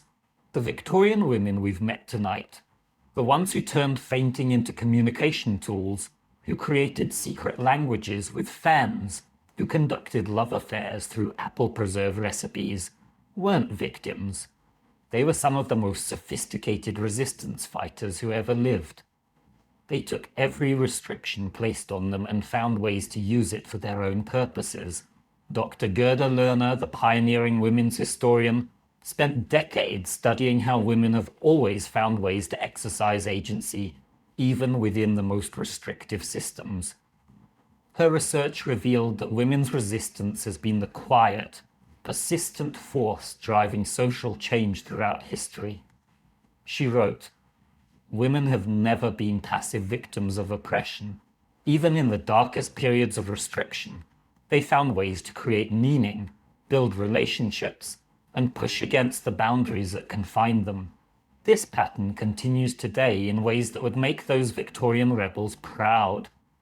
When modern dress codes try to control women's appearance, women find creative ways to express themselves within the restrictions. When workplace cultures discourage women from speaking directly, they develop influential communication strategies that get results. When social media creates new forms of surveillance and judgment, women build supportive communities that provide alternatives to mainstream approval. The Me Too movement is perhaps the most powerful example of this continuing resistance tradition. Women who had been silenced by fear, shame, and social pressure found ways to use modern communication tools to break their silence collectively. They turned social media, a platform that often amplifies judgment and restriction, into a tool for sharing truth and demanding accountability. Dr. Tarana Burke, who founded the Me Too movement, has explicitly connected her work to the historical tradition of women's resistance. She said, "Every woman who speaks up today stands on the shoulders of countless women who found ways to resist in their own time with their own tools. We're not the first generation to refuse to accept unacceptable treatment. We're just the first with these particular platforms. But perhaps the most important lesson from our Victorian journey is how these restrictions affected not just individual women, but entire societies. When you systematically waste half your population's intellectual, creative, and leadership potential, everyone suffers. The economic, scientific, and cultural progress that was lost because brilliant women were forced to hide their capabilities is incalculable. Modern research on gender equality consistently shows that societies with greater gender equality are more prosperous, more innovative, and more stable. Companies with women in leadership positions consistently outperform those without. Countries with higher female education and workforce participation have stronger economies and healthier populations. This isn't just about fairness, it's about effectiveness. The Victorian system of restricting women wasn't just cruel, it was also incredibly wasteful and counterproductive. Yet I don't want to end our journey tonight on a note of anger about past injustices. Instead, I'm filled with admiration for the extraordinary women who lived through these restrictions and found ways to create meaning, love, and progress despite them all. Their stories remind us that human creativity and resilience can flourish even under the most challenging circumstances. Think about Mrs. Catherine Morrison, who we met earlier, developing those elaborate library meeting systems with her beloved Edward. Think about the literary ladies of Concord, conducting graduate-level philosophical discussions disguised as needlework circles. Think about Dr. Elizabeth Blackwell, revolutionizing medicine while convincing everyone she was just a lady with an unusual hobby. These women didn't wait for permission to live meaningful lives.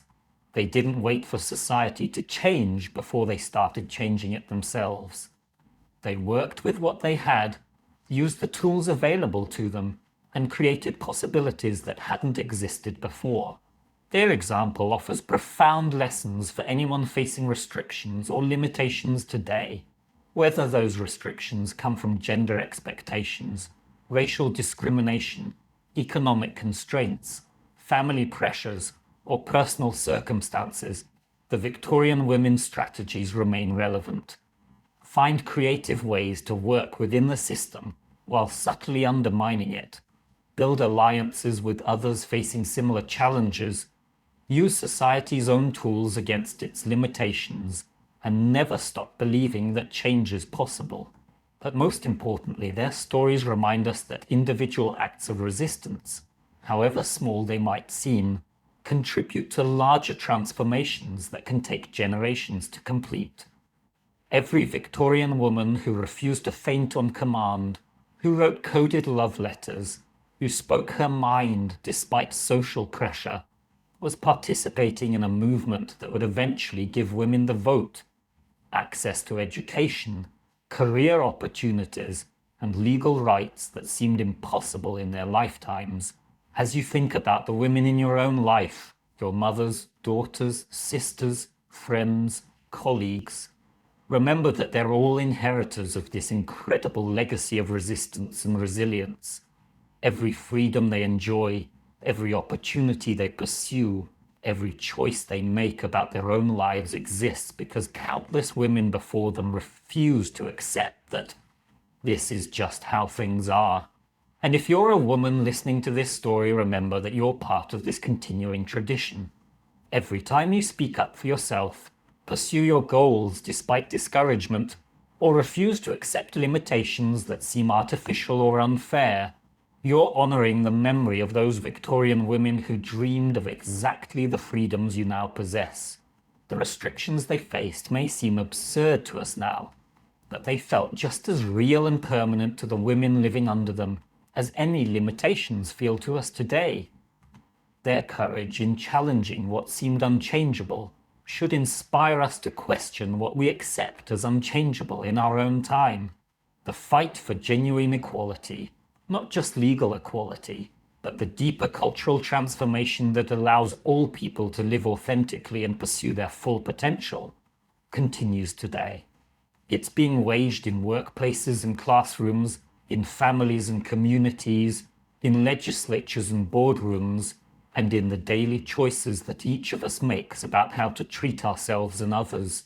So tonight, as you rest, carry with you the memory of those remarkable Victorian women who refused to be silenced, who found light in darkness, who created beauty despite restriction, and who never stopped believing that a better world was possible. Their courage lives on in every woman who refuses to be diminished, and their dreams have become our reality. Thank you for joining me on this incredible journey through the hidden world of Victorian women's etiquette. These stories of restriction and resistance, of suffering and strength, remind us that understanding our past is essential for creating our future. I hope these tales have given you new appreciation for the freedoms we sometimes take for granted, and new inspiration for the challenges we still face. The women we've met tonight would be amazed by how far we've come, and they'd probably have some excellent strategic advice for how to keep moving forward. Sweet dreams, and I'll see you soon for our next journey into the fascinating, surprising, and often shocking stories that shape our world. Until then, remember, every restriction was made by humans, and every restriction can be changed by humans. The Victorian women proved that truth with their lives, and their legacy lives on in all of us. Sleep well, knowing that you're part of this continuing story of human courage and transformation.